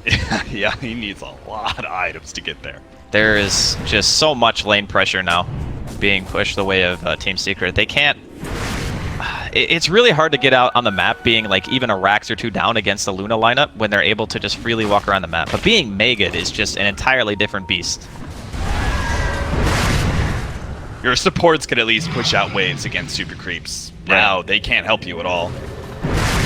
Always got to be a core. So Secret about to go for the all-in. They have to force this buyback out of the Queen of Pain and still make a successful team fight out of it. And they're also playing into buybacks. Like, the only person on Empire that doesn't have buyback is the Shadow Demon. Everyone else has buyback. And that's typically what you see when you take, you know, a set of racks or 2. In this case, they've obviously fully raxed. Straight for the tier 4. Jump in. Ravage managed to catch the support as well as Resolution here. Sets up for the second Ravage. Unable to get off. And his BKB goes down first. And that means with the controlling Chronosphere, they're going to be able to bring down both MP and MidOne. MidOne gets swapped out. More damage onto Ghost. He's surviving for a while, but eventually he does go down. Buyback. And let's see if he can boot to travel in onto Puppy. They kill Puppy. He won't make it in, but they do manage to get it out. MidOne fights up. Meanwhile, the Reaper Sight goes down on Resolution, but it's not enough. MidOne, he needed to help out on that damage, but he's not able to get there in time, so Resolution gets back to the base. Now it's just MidOne and his 2 supports pushing into the 3 of Empire, who are able to play it slowly and play with the regen that the Fountain offers. 1 tier 4 is about to drop. FN comes forward, just a little bit of poke here. Ghosted. No, he's actually gonna die. Okay, now it's a 3v2, but Resolution's also going for the throne. He's just gonna straight for it, and their Lincoln's there to be able to stop the stun. They don't have enough damage to be able to bring this down. Resolution's just gonna end the game, and Team Secret can't stop it. Resolution does find a way to just end it outright, but Secret, at least they made it one hell of a game towards the end there. My goodness, that was hectic there in the last couple of seconds. I actually think that they would have been able to take that if the tier 4s were still alive. Yeah. Because MidOne did a ton of damage, right? Like, he itemized. Had the Mjolnir, the MKB, the Deso, AC, had tons of attack speed. Good way of sieging buildings. A close one, though. A definite nail-biter. At the end of the game, Empire only had a 3k net worth advantage. Like, I mean, that is...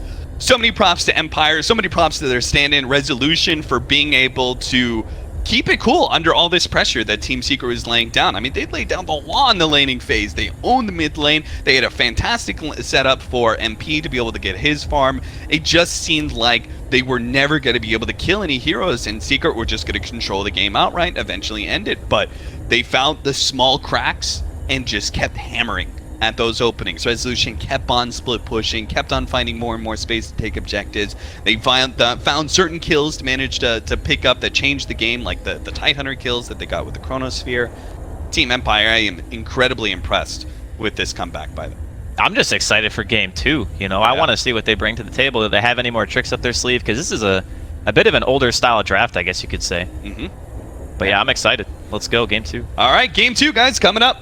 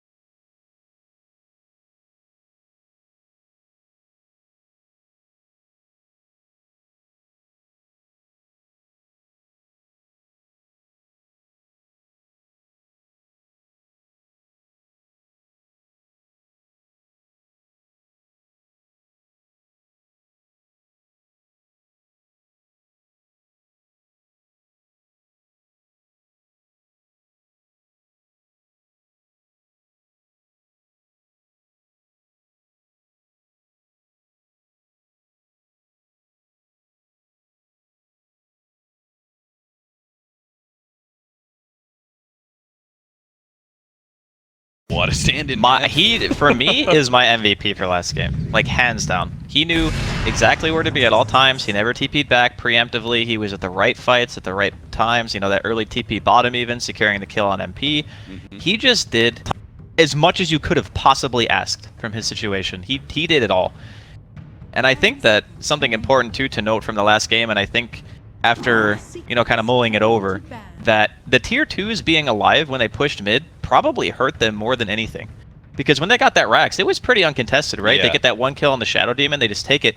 Imagine if at least one other lane had been open at that point. They would have been able to just steamroll it. Yeah, and that all comes down to a lot of the split pushing that was done by primarily Resolution, as well as Big Ghost Stick. Pretty good job. Here in game number 2, we have a pretty interesting draft already. Faces Void, who I don't think we really talked about this too much, but the fact he's first pick, I feel like this is some sort of meta that's developed here at TI with the teams scrimming against each other. All of a sudden, Faceless Void having a much higher pick priority than previously. He gets first pick once again, and Team Empire, they're going to counter with Spearbreaker Dro Ranger, which is an interesting one, with the Nyx Assassin then being second pick by Team Secret. Puppy is the type of captain who I always feel, and I think I mentioned this in the first game too, he likes to direct counter and take you out of your comfort zone. Like, you saw how much emphasis he put on laning phase in game number 1. And Void is just one of those laners that, even if you don't win your lane, you're still offering a tremendous amount of contribution during teamfights. You land one good chrono, you're just good to go. And we saw, obviously, in the last match that Gossick struggled. You know, he landed an airball chrono, and it was pretty painful. Sure, at that point, they had already kind of made their way back into the game, but the hero still did its job.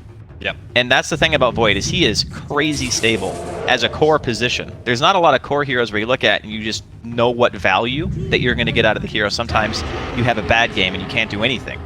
Whereas Void is just like, hit my chronos. That's it. This draft is actually going by so fast. It is going very fast. Yeah, look at it. We just had Axe, boom, instantly Winter Wyvern. Back and forth to Team Empire, who instantly pick up Enchantress. I want to talk about a couple of these heroes. I first want to start with Spearbreaker, because I feel like he's the 4 position that, at least in our game and the opening game that we're both kind of watching, was kind of getting ignored. But I feel like he is the 4 position that has risen the most. You know, Night Stalker, I think, is still probably one of the best out there. Clockwork has fallen. You know, he used to be one of the best, and now I think he's fallen very, very much by the wayside. Spearbreaker is now like the new Clockwork. You know, he's a 4 position that really just can't be contested, who just kind of like stands, and no one wants to fight him. And he still offers pretty good control going into the mid game, thanks to having a stun that goes through Magic Immunity. Spearbreaker has always kind of been that hero where you look at a lineup and you see weak lanes and you just want to pick SB. So when you know that you're going to pick something like a Drow Ranger, you're looking for a lane advantage, you know, bare minimum. Spearbreaker helps supplement that. Axe is very good in lane against melee heroes, which currently Team Secret have 3. So I think that the Axe game is also going to be decent. Enchantress, fantastic against what I assume is a support duo of Nyx Assassin and Winter Wyvern, because these heroes do not have any way of dealing with creeps in the early game. So you enchant something, you know, maybe it's an Ursa, a Satyr, doesn't really matter. You can just harass, you can be annoying. And these heroes are opening up a tremendous amount of space for a last pick mid hero that's going to have the effect of Drow Aura anyway. So you're looking at maybe the shoe being on the opposite foot of Team Empire having this very laning focused kind of team that they want to snowball and push with, whereas that's what Secret did in game 1. Right. Secret are much more about, okay, we got good team fight. Our wave clear is not the best, but it's okay. Like Winter Wyvern's Arctic Blast is pretty decent, and then you have Axes. But that's it. So again, it's going to be down to a team that has heavy push against a team that needs enough time to get their wave clear up. It feels very, very similar to Game 1 and how the teams mesh together. Beastmaster, the most recent pickup here for Team Secret. He's an interesting one. I talked to Kazu about some offlaners going into TI. I was just kind of, you know, we're going back and forth about what our thoughts were about some of the heroes, and Beastmaster kind of came up and, you know, he said, I think this hero's good again. I think, like, it's not really being picked up right now. It's a bit slow, but it really works out. It's a strong laning phase hero. It actually works out really well, similar to, you know, these Legion Commander type heroes that are able to do quite well against maybe a single support. It forces a lot of tension in the off lane, and it's always going to get its farm. It contributes a lot when it comes to the vision game, which is quite important element to team fights and this general idea of what we're looking at for this meta, right? Which is pushing out waves and being able to have a control of the map to be able to enter into the team fights that are advantageous to you. Beastmaster adds a lot in that regard. I think he is probably one of the only heroes in the game besides Doom who just, most of the time solely, you know, you either go the Necrobuck build with Blink or you just buy auras. Like, you just build, like, Vlads, you get your Solar Crest, get your drums, you build your AC or whatever. You're a walking buff for your team. Yeah. And I think that's one of the cool things about the hero, that it doesn't really matter what composition you pick, everyone's going to benefit from 45 attack speed. You're going to be able to push. You can be the hero who sits in the side lanes. Not a lot of... I guess Darkseer, for example, could do that. Obviously, it's banned this game, but there are some offlaners that can sit around the map and be kind of what Resolution was in Game 1 to Empire, being that presence who's always just constantly push, push, push. You have Hawk Vision, so it's very hard to gank you as well. So even if the hero is slow, he is very versatile. He's good in team fights, because BKB lockdown. He's good at providing vision. He can split push. There's not really a lot the hero can't do. He's just not particularly amazing at anything. Last pick for Team Empire, their mid is going to be a Medusa. So they've got a Medusa Drow Ranger strategy, but they're fighting into a Phantom Lancer, one of the known counters, and I think he's been in, I mean, I've been seeing him picked up in a lot of high-level pubs lately. He actually seems pretty good, and he's a great counter to the Drow Ranger, and can potentially rip through the Medusa as well, thanks to Diffusal Blade. Obviously, there's that interaction where you've got the FN can use the Stone Gaze, and that will end up killing the illusions, but I think you don't really care overly much as Phantom Lancer about that mechanic. You can still have Doppelganger. So he's grown a little bit on me for sure, the PL. I think situationally, the team has very limited AoE on Empire, so sure, you get your Axe Call, and then a Snake, and maybe if SB like charges through everything. That's the extent of your AoE right now on the side of Empire. So PL's always, since the change, had this very weird timing to me, where he goes from being pretty weak to crazy strong for like 5 to 10 minutes, and then he's just not really the same presence for the rest of the game. And it doesn't matter how many items you get, because the illusions nowadays just do a whole heck of a lot less than they used to. Yeah, I feel like he's definitely a very mid-game focused hero, whereas in previous iterations of Phantom Lancer, he was looked at as one of the great late-game heroes. So I do feel like his timing is a little bit oriented towards earlier in the game. It also may not have the greatest synergy, this lineup of Team Secrets. You've got a Faceless Void with Beastmaster, which is kind of cool, right? You've got the extra attacks being for Void. He very much appreciates that. And same goes with Beastmaster with Phantom Lancer. But you have a Phantom Lancer with the Chronosphere, which, you know, any classic melee hero is not going to have a fantastic time with.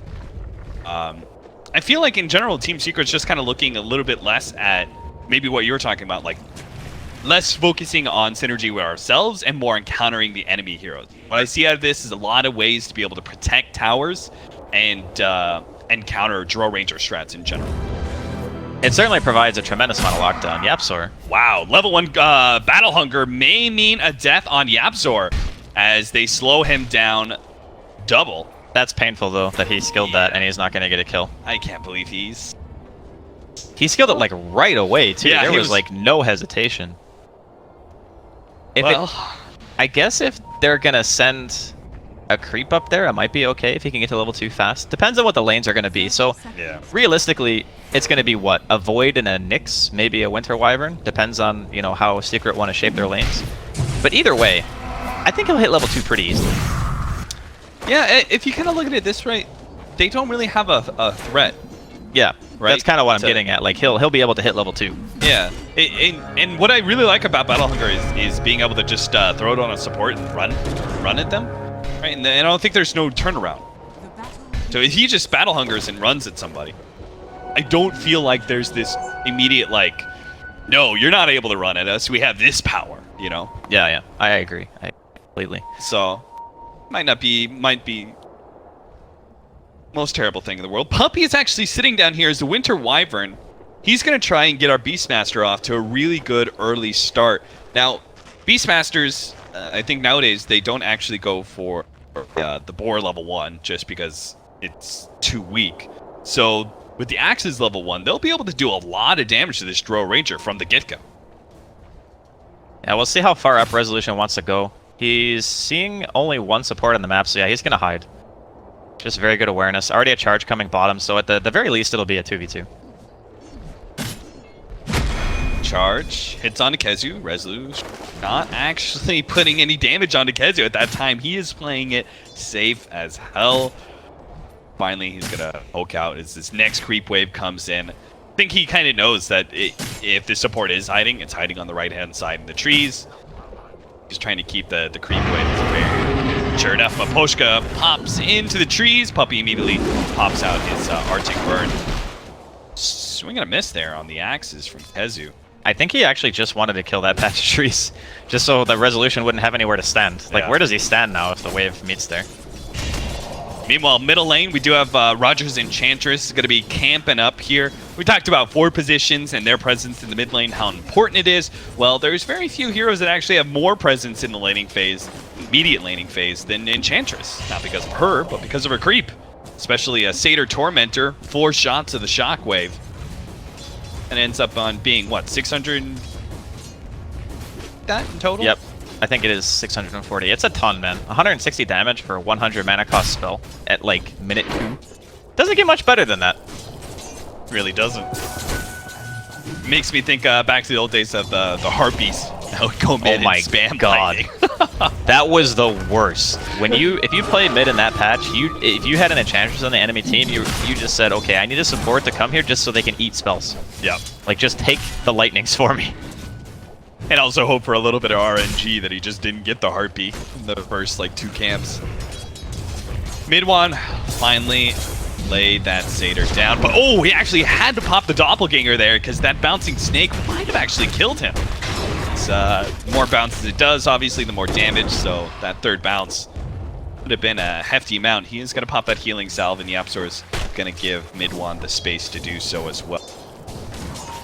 That's such a nice rune for Nyx. Like, a lot of the time, you feel pretty bad just haphazardly throwing your spells out because they cost so much mana, and your mana pool is pretty low. But you get an Arcade rune, you're living life. You're just walking in there and just throwing them out. You get like 2 or 3 full rounds of spells, I think, with that rune. Yeah, 60 mana cost, mana burn. That is value. Yeah, that's definitely the dream. But the laning phase so far, the only thing that really, I think, bears mentioning is just, again, Gostic having a super easy lane. We kind of expected this. Like you mentioned, they don't have the heroes to necessarily punish him. Right. And now Rogers making the rotation up too. They're going to be able to force MP back. This is a really hard kill, though. Well, maybe the kill on Puppy is Puppy going to be a bit easier, but misses out on the Centaur stun. Unfortunately, the ensnare by the Troll wasn't enough. Time walk away right before. I like the game plan that they did. It was really well thought out, what they did with this Beastmaster. You know, the Winter Wyvern gives a little bit of space. Even if they didn't get the harassment in on the Drow Ranger like they had hoped, it got Kezu into this Quelling Blade Poor Man Shield. The Poor Man Shield is particularly important because he's able to deal with the harassment of the Drow Ranger a lot easily. And you get to that level 3 where you have the Boar, which is actually a threat rather than just an easy creep for the Drow Ranger to kill. Yeah, I think it's just a very good understanding of the hero in general. Not a ton of teams run Beastmaster anymore, but Kezu is one of the guys, when he first made the transition over, he loved the hero. Like, he liked playing it quite a bit. So, again, top. Gostic just trying to go in here. Gostic does manage to get one spin out, but the time walk away is going to undo that damage. Now he's actually a bit low, 250 HP. As Creep Wave starts getting cleared through, Secret's going to feel more comfortable laying damage onto him. MP is 6 seconds away. Is he going to keep chasing for the chance? Well, they do manage to get the stun. That'll make things a lot easier. If he gets a bash, guaranteed kill, and doesn't even need it, actually. First blood goes to MP as Gostic gets a bit too aggressive up in that top lane, ends up getting caught by the rotation at the Nyx's side. Chased him for quite a while, though. Those types of kills, I always kind of think in the back of my head, was it worth chasing him and missing, like, potentially 2 full waves of creeps? Yeah. That's always the trade-off, right? And it's not like he's even doing bad because of the death. He's still the highest CS in the game. So he's going to walk back up there. He's going to have full health and mana now. And he's going to feel pretty good about it. Yeah, MP is gonna have nothing to deal with them. Couldn't even get to the side shop to pick up boots or anything. How's mid lane going? 17 and 6 for FN's Medusa compared to the Phantom Lancer sitting at 29 and 18. It seems like this lane, I mean, I'm sure Enchantress had some part to play in it, but it does look like the Phantom Lancer really wins this matchup against the Medusa, very similar to the Invoker, which was the last time that we saw a lot of Phantom Lancer, was when he was picked up as mids against Invoker players.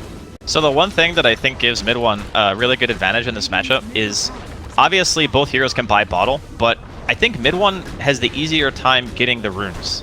Because if a Medusa tries to walk to a rune with no boots, because right now he just went for the double Wraith Band and just trying to abuse that drow or damage, you put yourself at pretty high risk of death. But if you just have like this really tanky, annoying Nyx Assassin running around for you and scouting out runes and stuff, well, the Enchantress really just wants to pressure the lane directly. You get the runes, you win the lane, because you can spam. You can just throw lances at the Medusa over and over. I'm actually kind of surprised he hasn't purchased a raindrop. It's like 6.5 minutes in. I guess maybe he's just a little strapped for money at the moment.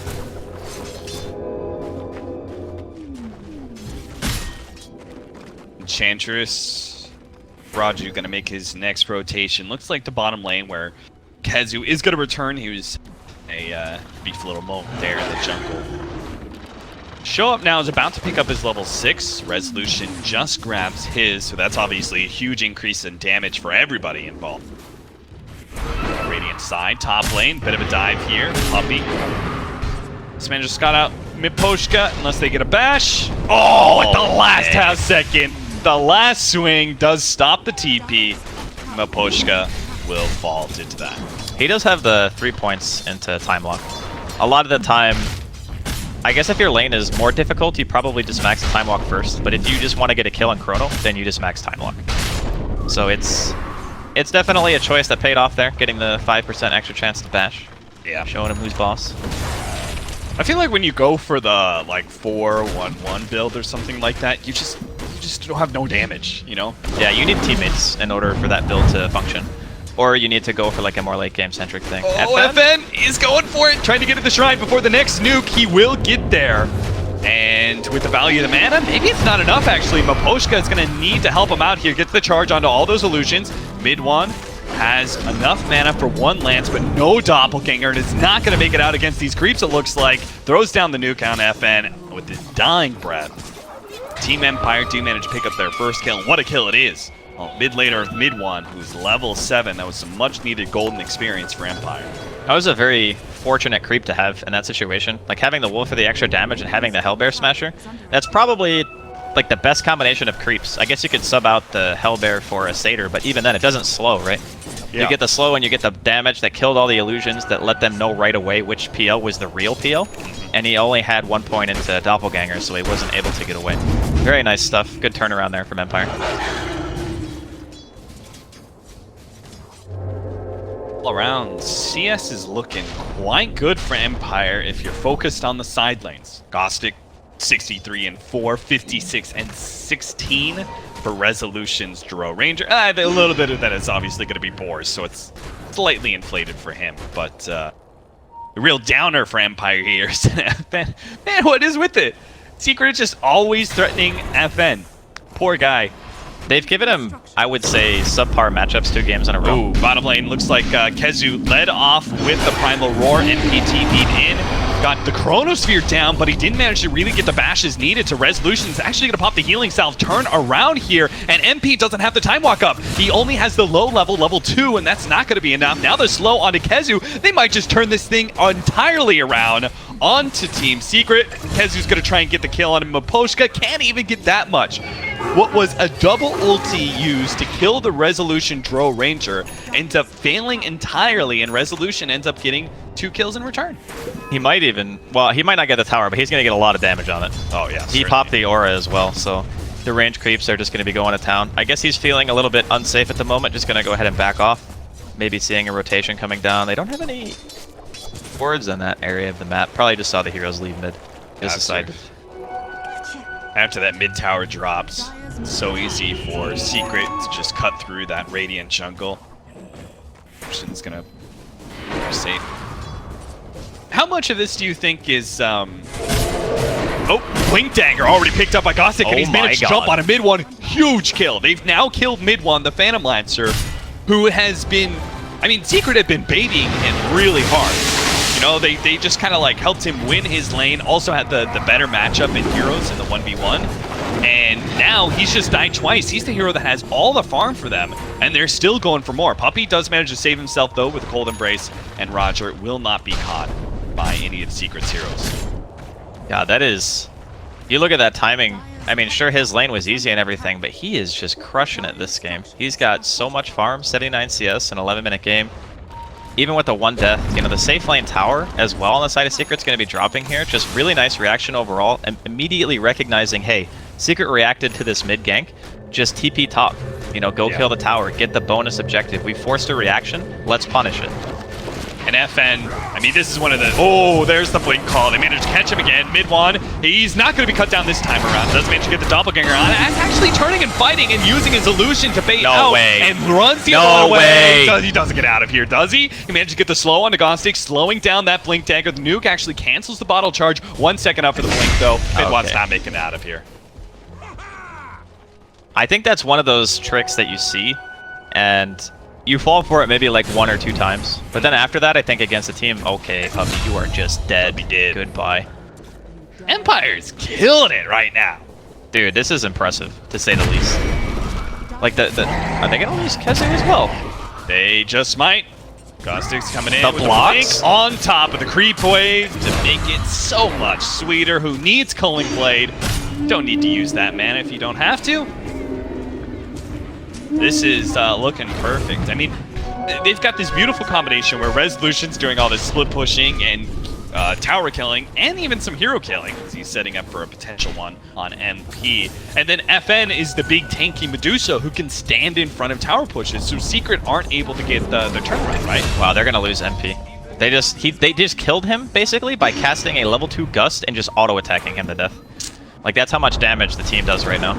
Bottom lane, they're going to go on to FN here simply because they have to, but a nice turnaround. Gostic managed to get a 2-man blinking call, but he doesn't get enough spins to really threaten anybody, so it looks like he's just going to have to trade his life for his allies. Oh, that was close. So close. That was like, what, a quarter of a second? Yeah. He was almost rewarded with the TP out, but God, just make it. Imagine if he had his blade mill finished there. I think he actually would have killed like 2 of them. He has been incredibly fortunate with his spins this game. Like, he gets a blink call and he immediately spins like 2 or 3 times on point every time. I think this is in part sort of expected for Secret, the fact that this axe is getting so far out of control, because look at their support duo. Nyx Assassin, Winter Wyvern, that's not anything to write home about. You've got also 3 cores that all kind of need help in some way. Mid always is going to need help. I think Beastmaster, you need to enable him in the first 2 levels. And then, obviously, a Faceless Void, he may have some survivability, but he's certainly going to need some help against the Axe. So it felt like there were like just too many problems in the laning phase that they were never going to be able to shut down all 3 of the cores. One of them was going to get really far out of control, and right now that's Gostic's Axe. And also Resolution's Draw Ranger, who's currently sitting at 7k net worth after taking not just hero kills, but also tower. They've pretty much hit every single kind of point. Okay, nice snipe there from Yapsor. Gets the courier with the Vendetta in the middle lane. So that's something, you know? I mean, you take what you can get. Especially since it had the tome on it. Yeah. It's like a direct middle finger to the enemy support, you know? He's like, oh, you're looking at that. Well, I guess there's not even level 6s or level 7s. They are already at 7 and 9 on their Enchantress and Spirit Breakers. They really didn't need that tome. It's pretty late, I think, for someone to be like level 5 unless you're behind. Yeah, that's true. Like, Secret, I would imagine if anyone was going to be level 5, it would either be the Nyx or it would be Puppey. But, you know, even they are both 7 at this point. But a smoke up, it's going to be an immediate rotation towards the bottom lane.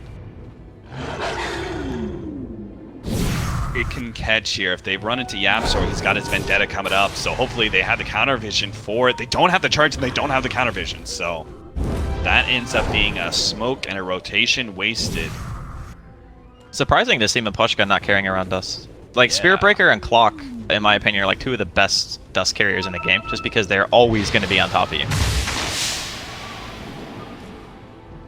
He all in invested for and still not buying it. Yapstar, meanwhile, is going to continue to play his aggressive roaming ward strategy as the Nyx assassin, using that vendetta to scout out the enemy team, see where the rotations are going.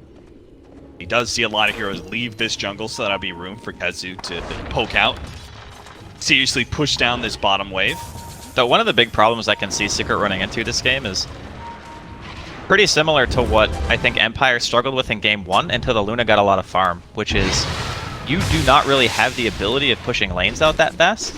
So that means that you have to spend a longer period of time in the lanes. And when you do that, there's a Spirit Breaker, there's a Blink Axe. Like, those two heroes, they can kill pretty much anybody at this point in the game. Especially if the Axe gets lucky with the spins. So because they lack the wave clear, and because they have to show on the map more often, it kind of puts them at a disadvantage, I feel, this time. Puts a lot of pressure on Gostic to successfully find those pickoffs. He was pretty close there. And just barely whiffs out. Killing the into Wyvern. Still, though, he's in a good position to just push out the creep wave and finish up his blade mail, which is fast incoming. That'll seriously be a big upgrade in power. Him, especially against some of these heroes like Faceless Void and Phantom Lancer, who usually the margins there are so razor thin against surviving against the Axe's initiation. That blade mail can oftentimes be the thing that tips it over to the favor of the Axe. Get the successful culling. As an avid core player myself, playing against a Blink Blade Mail Axe is probably the most frustrating experience in Dota. Yeah. Because he can have like 6k net worth and you can have 25k net worth, and that Blink Call still kills you. And you're just like, why do I even have items? Yeah. I don't know what my purpose is. I'm just hurting myself, really. It's not great. All right, Phantom Lancer, this is one of those timings for Secret, right? Where you said, you know, they're not going to be able to do a whole lot. Some of these heroes are quite tanky and they just won't have some damage problems, right? Diffuse a blade, that'll help smooth things over a lot in this period of time. But that's really their only big source of damage so far. Even MP with his Mask of Madness, that's not a whole lot. Neither of the supports are really heavy hitters. Some other classic support. And KheZu is currently opting for a Solar Crest build. Not too surprising. I like this route. I mean, it is pretty common. He's gonna get the Vlads, I guess, first. Yeah. Gonna save the Solar Crest for a little bit later, but he's just that presence in the bottom lane, you know? You kind of have to commit a lot to kill him. So I think that Empire are kind of debating with themselves. Is it worth it to go down there and actually kill KheZu? Because the lane is getting pushed out constantly. You know, he's sitting in the trees, just last hitting with his boars, trying to stay in the XP range. And over time, someone will eventually have to go and address this. And then when that happens, you know, maybe Secret, they find a Chrono, they find a Winter's Curse somewhere, or maybe just Yapsor scouting out with the Vendetta can be enough to set up a kill. But for now, it looks like Empire are not looking to do anything too aggressive right now. They just want to try to bide their time. They do have a Medusa, after all, one of the better late game heroes. But in my head, you know, we talk about the lack of damage on Secret, and it's definitely prevalent now. But if MP gets a lot of farm, and the Beastmaster has all these like teamfight aura items, and the PL also has a lot of farm, they can still sit there and you know, trade back and forth in the late game. It's not as if it's just an auto win if Empire make it late. Right. You know, I haven't actually heard anybody give a name to it. This hide and tree meta that we've got going on. It's the Jimmy meta. Jimmy meta? I like that. It's the Jimmy that's meta. a good call, Draskell. But I feel like that's been like such a huge thing everyone's doing in the past year, since I think in general teams have a better understanding of how to be able to force movement from enemy teams and what the most efficient ways to do that is. You know, being able to push out a wave and TP back is really inefficient compared to pushing out, hiding in the trees, and then pushing out again, and then hiding in the trees, because the cost for the enemy team to actually successfully gank you, there's a lot of hard work that goes into ganking a split pusher like Beastmaster, who's hiding in the trees half the time and letting his boar push out. You have to maybe smoke out just to be able to get there, and then you have to run along the side of the map just to be able to find him somewhere in the trees, and even still, there's a chance he TPs out before you successfully get the stun on him. It's a lot about commitment versus reward, like you're saying. Okay, Yeah. charges the bird here. Might be in trouble for it. Well, bird's the word. Doesn't even kill it. Alright, it looks like he'll be okay. But top lane's just being chunked a little bit. Roger up here, just being annoying. Get him with the double siege creeps, man. He's Oh, gonna God. TP away, and this is This is a Look at tower. how much- Look, it's the Drow Ranger aura with double creeps. Oh double my siege God. creeps. Okay, Secret, you got, yeah, Secret's got to be a lot more aware of this strategy because they can't let that happen again. If they lose a tier 3 for free like that, what a blow it would be to have your shrines taken away so early in this game. That really reminds me of the Alacrity Brewmaster that Wings did. Yeah. And they played it against, I think it was EG, right? Yep. And they were just like, our Midrax is dead. That was literally their voice communication. They just looked at it, wait a minute, our Midrax is gone. What happened? That was a crazy game. But yeah, it's something you don't see very often, and it's kind of one of the things that makes you just keep coming back and playing Dota. It's stuff like that. Even just those 2 catapults with the Drow Aura. You don't think about it, right? Yep. It just happens. And then because it happens, you have to remember that it's a possibility. And at this point, you know, Secret's still trying to buy themselves a little bit of time. MP is working towards, looks like a Shadow Blade right now, so he'll start to have that initiation potential, and he'll also do a little bit more damage. And then you have just the Kezu Beastmaster. Just, he's camping down here. This is his life now.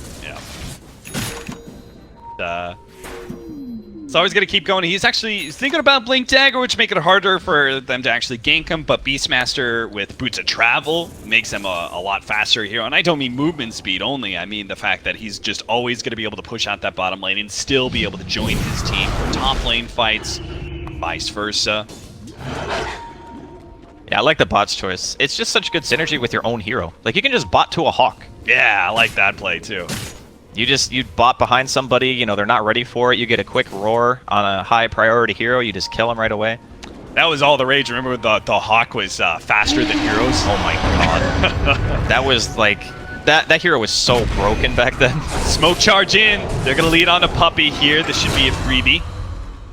Doesn't look like Team C are going to get a whole lot more else unless they found Maposhka, Maposhka found Yapsor. Managed to get the charge onto him. Man, look at this build from Resolution. This is not the norm. No, certainly not. A full-on anti-Phantom Lancer build. It's anti-Phantom Lancer, and it's also an insane amount of lane pressure. Once he finishes that build, you actually push really fast. You get the extra Maelstrom procs, obviously. You have the Aghanim, so your arrows split off, and they also get the benefit of crossed arrows, too. It's just so uncommon to see that item that I think people might actually forget that. But when you can slow all those heroes by 64% just by auto-attacking, good luck running away. Like, you're just not moving. Which means Secret desperately need to be able to find the initiation in these games where Shadowblade for MP is all the more important. Maybe Kezu's Blink Dagger as well, and they're still trying to farm those items up. MidOne, how's he doing in farm? He is going to go for the full-out Manta. What are your thoughts on Aghanims here for this game, knowing that Empire is going to be pushing into you a lot? I think Aghanims is great for delaying, and I think it's also great for pushing. Definitely better than Manta, I think, on a hero like PL, where you get like the talent that gives you the extra Spirit Lance damage with the Aghanims, and it's strong. Yapsor in the meantime, though, going in. Does manage to get the Spike Carapace off, stalls up. What looks to be his death as FN Pop of the Stone Gaze makes it pretty easy. Also get Puppy here. MidOne coming in. I thought that, you know, that was just a giveaway support. Team Secret, a little bit of save a friend syndrome, may lose more than just their 2 supports. Resolution trying to chase down Kezu right now. Not going to be able to spot him out in time. Nice loop-de-loop into the trees. And away from that stunning Maposhka. I think Secret are getting a little bit, not necessarily desperate, but they're nervous, and they're like, okay, we need to find an opening. Because in the first game, Secret were the ones who were kind of applying all the pressure for a very long period of time. Might see a Chrono here mid, though. Shadowblade in. No Sentry. Chronosphere on to 2. They are going to try and chase down Maposhka while MP puts the damage onto Roger. Not quite enough there. Meanwhile, Gostic managed to get the control onto MidOne. Does manage to get the Doppelganger just in time before the stun with the Cold Embrace there. They are going to be able to keep him alive. He's silenced up now, though. Resolution actually taking up Puppy's ultimate to give him a little bit of space for MidOne to be able to get away and help claim that kill. Secret only get 2 off of that. Just the 2 supports of Team Empire off the Chronosphere, but it's still space and time. Give it to them. That was a really nice ult from Puppy. Just recognizing, you know, if he didn't throw that out, MidOne most likely would have just died, so manages to get out with the use of the Phantom Rush. It's did he actually get the kill? Oh, Yeah, there's a sentry, but Sentry over here is actually the Radiant one, so they don't actually catch Yapzor at all. In fact, it's Resolution almost gets caught. They manage to get the dust down finally. The call down, but didn't actually hit MidOne, so he gets the Doppelganger down. It's just going to be able to run down Resolution, finishes him off. Most of Secret down to half HP though, but do they have the damage to actually finish up these heroes? Especially with MidOne playing the in and out game. Nice! Another Doppelganger as he forces out the call, dancing circles around Gostic. He had so much trouble with him earlier. Looks like they're still going to lose Kezu, though. So a 1-for-1 core trade-off. Well worth it to Secret's favor, though. It's Resolution. The big-time net worth leader was sitting at 13K. Without that Drow alive, they lose a tremendous amount of damage. Like, Medusa and Enchantress are predominantly right-click heroes. Yeah. You don't have the aura on top of that, you're going to feel pretty bad about it. Mapushka's going to get spotted here because he was going on a warding mission. He's going to pay with his life. He's got the charge, but it obviously will not get away from Nyx's Assassin. It's one of the great things about him. Counters any of those I trust me, type heroes. I know how much you like that hero. I've seen it. Oh god, hope you haven't seen the bad games of Nyx's Assassin. You know, that's the thing. You play Nyx's Assassin, no matter how good you are with it, you always have the bad games of Nyx's Assassin. And those games just snowball. You just like can't hit a stun, and you're just like, oh my god, please. You just start tilting yourself. You're just like, it's like I always say, like the first hook shot and the first Nyx Assassin stun are like the most important stuns of the game, right? Because if you start off and you hit that, you feel good, you're gonna feel confident, and you're gonna keep hitting them. But if you miss that one, it could all go badly. Thank God the Yapzor is playing it and not either of us. You know anything about Yapzor? He's certainly a confident person. Two-man Chronosphere on the edges too, so MidOne can even get some damage in. FN is able to get off the Stone Case, but not in time to be able to save the Axe. Stalls up all these heroes, but he was also stunned up by Kezu, so his retreat is not going to be imminent. He's running out of mana fast. He does have the Aegis, and here comes Resolution setting up here. Where does he want to go to? He's biding his time. They're going to start going on to Roger. Resolution trying to pick his target. He wants to go for Puppey in the backlines, it looks like, but he's just not going to be able to get close enough. So instead, they just give up Roger and keep the Aegis alive on FN.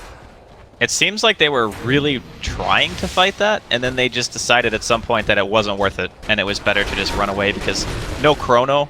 Someone probably made the call, hey, let's try to go in, and then someone else said, no, we just want to try to, you know, play it a little bit slower. Our Medusa Aegis is gone now. Yapzor is going to be scouting that out, so they'll have the information if they want to try to go for another fight soon. But I really think that Secret kind of need chrono. If they don't have it and they take like a large-scale fight, could be pretty bad. Especially since FN, he's actually beginning to become a real hero. He's got the SMY Lincolns that's just kind of okay. With the Drill Ranger aura, it actually makes him a viable threat in some of these fights. Some still gonna kind of get ignored, but it's at least output some damage. He gets this next item though. I feel like it's a third item and finally says, all right, Deuce's online for team fight. She is a contributing factor. That's the thing about these types of heroes. It's very hard to gauge like how much they're really doing in fights. Medusa's interesting because she still can hit pretty hard with like Mystic Snake, for example. You get like a third or fourth bounce or even a fifth bounce hit, and it actually does an insane amount of damage. And then you also provide this unique utility of even if you have BKB, you just really cannot be damaged for like 7 full seconds, because if you look at the Medusa, you just get hit by the Stone Gaze. And the great thing about their lineup is that a lot of their damage is not reliant on magic at all. So when you get stunned, you're taking the same amount of damage from the Enchantress and the Drow Ranger and pretty much anyone else who's hitting you. So there's just huge implications of synergy behind someone getting frozen by that ult. You know, Draskell, you and I don't get to cast as often together as I would like, so I always like to put out these little feelers to kind of see what you're like as a player. Okay. How you feeling about Aghanim's Dusa? I've tried it a couple times. They buffed it again, right? Yeah, they buffed it a little bit. So, personally, I feel if you can buy an Aghanims on Medusa, your team either A, already has a tremendous lead and it probably doesn't matter what you buy, or you just have insane damage and really all you need is a tiny bit of control. I feel the same way. It's kind of like one of those items that I get, and when I get it, I'm just like, oh, I guess I've already won the game. Yeah, it doesn't matter. And if you get it when it's really needed, it just doesn't seem to be impactful enough. Yeah. Right? It's just down your Mystic Snake. And I was kind of curious as to what the purpose of that particular Aghanims was. Yeah. Because getting like a bounce big enough to warrant the stun on that is like super unreliable. yeah, it's just not realistic, and it's not your hero's job either. And like if you get just the like half-second stun of one of the close heroes, you sometimes don't even get a right click off before he's unstoned. Because you bought an Aghanims and you have no attack speed. Obviously, FN, he's not going for an Aghanim Scepter, he's going for the Butterfly. Much better item choice. Yeah. Most agree. Charge in the bottom lane. Oh, it looks like Chronosphere going to be used to kill a Spirit Breaker. So I'm sure Empire aren't going to be too threatened by that. Secret are just going to take the free kill and back away. This is a little bit of a strange choice, though, I feel, because, okay, you Chrono to kill the SB. The Chrono cooldown, I guess, it's, what, 2 minutes? 125 seconds. So, in this scenario, it might be okay. They get that is not synergy whatsoever! Both ultimates being used there. MidOne caught in Ghostic's call as well. They are still going to be able to run down Resolution if they get the counter vision out. He turns around, throws out a little bit of damage on the MP. Looks like 1-for-1 trade-off there. Oh, Puppy unable to make it over the trees, but that's okay. They're ignoring him anyway. They're going for Yaps, or instead, nice 3-man stun. And MidOne can actually come in here and clean up. Ghostic's already low enough. And MidOne's low too, though, so he doesn't want to commit, because he was going to try and commit, but he's not able to finish him off the boards. He's actually going to die instead. Empire hold pretty damn well, thanks in a large part to Team Secret's utterly bungled initiation. I feel like I don't even think that's miscommunication. I think that Puppy didn't realize that he was going to be able to get in range fast enough, like the Beastmaster, because they just throw the Roar and the Curse right on top of each other. So a little bit unfortunate, because obviously you want to roar someone when they can actually take damage. But even, you know, that aside, they didn't have Chrono. They messed up their initiation. They still managed to get a pretty important core kill. And I think if MidOne hadn't taken so much damage at the beginning of that team fight, that they probably would have just killed everyone. Yeah. Because PL's kind of at that stage now where he's got the Manta, he's got the level 2 Diffusal, he's feeling pretty strong, and they can't deal with him unless they kill him in a call. That's like their way of executing him, more or less. And that's also going back to earlier, we talked about the Manta choice instead of the Aghanims. He needs it for drop. Like, if he doesn't have it, he's going to get gusted and die. I don't know. I think Secret have missed their timing. Because now you've got Butterfly up on the Dusa, and Phantom Lancer isn't nearly the threat he once was against this hero. Because you've got the level 20 plus 600 mana, and you've got a Chrono again. Percentage. Now the Chronosphere, FN is losing his mana pretty fast. You're unable to get off the Stone Gaze. That means he's dead for sure. He's gonna get run down, and Maposhka is the added cherry on top. So Secret, right in front of a Roche Pit, managed to get 2 kills. Seems like a pretty clear objective turn. Yeah, this is where the Beastmaster really comes into play too. You get the extra vision around the pit just in case someone tries to go for like an Aegis steal. You have the ability to kill Roshan super fast with pretty much no risk. That inner beast aura just being super strong. But going back to your point about the Medusa and like Secret kind of missing their window, obviously in hindsight, they got picked off, right? The Medusa was too far forward, got killed, maybe overestimated his own survivability. But playing against the Nyx as Medusa, you never really feel like you're the ultimate tank. That's true. You never get to that, and I mean, sure, you've played against Medusa as well, being Nyx. You just always like, when they go in there and mana burn that guy. And then your survivability just goes down the toilet. Because not only are you taking damage, but you're losing mana and taking damage at the same time. It's just brutal. That's why he's buying that BKB, right? Because he just needs it. Opening initiation on the Ghostic. Wow. Chance for a call there, that's for sure. Now an extra pickoff. Force Staff helping defend Resolution, but Poshka also pushes the enemy heroes back, but the Purge is going to be able to slow down Resolution for these cores to be able to catch up, get on top of him. Puppy's going to go for one more. And yeah, I think he's dead too. Roger's gone, and Secret just off the game of pickoffs have just maybe taken a full lane of Rex, maybe are in a position to straight up end the game sort of scenario. Everything was looking so good for Empire 5 minutes ago, and then the domino effect. Yeah. One pickoff leads into Roshan. That's why I was really worried about the usage of the Chronosphere, because Roshan was going to be spawning really. They're going to get Maposhka as well. Jeez, they just keep finding him one by one. This is at least 2 lanes of Rex, right? 40 seconds. They're going to get bottom too, yeah, I would imagine. Well, Axe being alive, does he go for it though? That's the thing. Like, do you value your life that much not having buyback and just say, okay, I need to wait because there's a tier 2 top? Well, he's not really going to get a good opportunity with that aggressive ward laid down by Yapsource, so... And the boar, too. Yeah, it looks like it'll go down. Yeah, they're just going to wait it out. It's probably the safer play, because if you go in and die now, the game is just, it's pretty much over, right? Yeah. Like, they walk top, they kill the tier 2, then they just walk down, but that was probably the most unfortunate series of events, like back-to-back, just continually getting picked off, maybe overestimating your own survivability or underestimating the initiation potential of Secret, because they have 2 blinks, right? They have the blink on Puppy, and they have the blink on Kezu as well.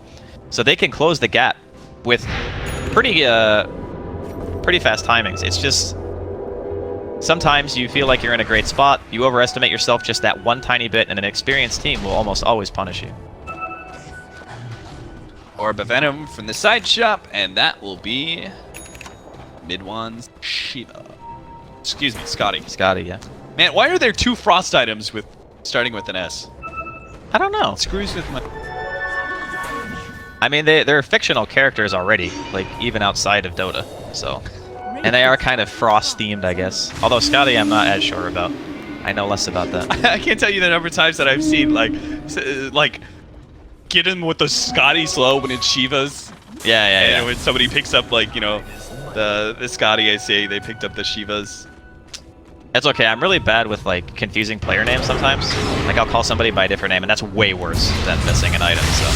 Gostic does have a BKB, so he'll be okay or not. Kezu does have a Bramble Roar ready to go, so slows him down. That's a 10-second BKB, as well as Axe and his BKB on cooldown. 50 seconds and 60 seconds, respectively, which means Team Secret just run down it.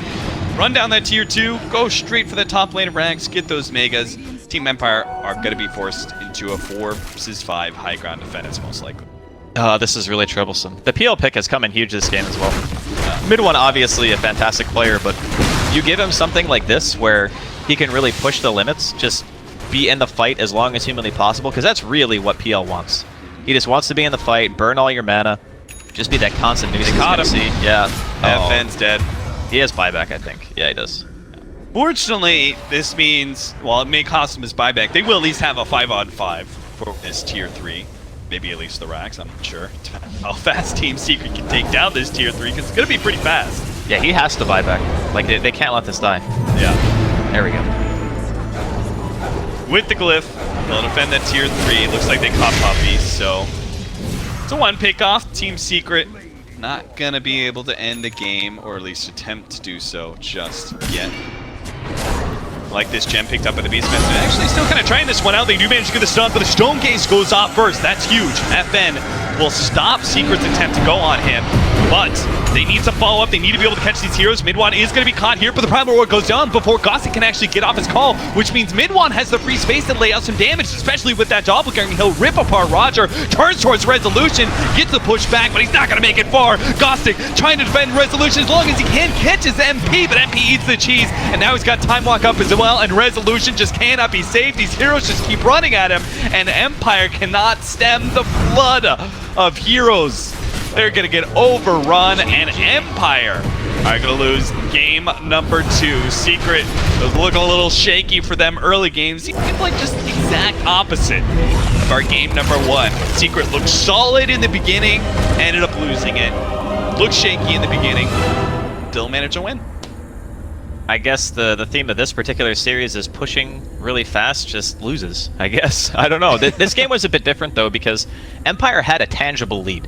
Yep. They had like 9k net worth at one point, I want to say. They had map control. They were winning pretty much, I guess, the side lanes. And then, obviously, MidOne was doing pretty okay in middle. But at some point, just that middle push, FN being really far out, getting picked, losing Roshan, getting picked again, getting picked a 3rd time, and it's just when stuff like that happens, a very close game or even a game where you're leading, you can just lose in 5 minutes. Yeah. And that's kind of what makes Dota at this level so stressful, because if you let the team get the punish on you that hard, there's no coming back anymore. It's like you've given away a set of racks, you know, your heroes don't have buyback, you give away objective after objective, and it's just, they say snowball, but this is like the epitome of a snowball. Yeah. This is heroes like, I feel like that's a lot of what's going to be the meta, is having pretty well-rounded lineups, and one hero at least needs to give you a lot of pushing power, or at least really good roche-taking potential like that. And Beastmaster just allowed them to be able to run through those objectives so quickly, to the attack speed, to the Vlads, so many things that he was able to give to his allies in the objective pushes. So well played by Team Secret to get it to a 1-1.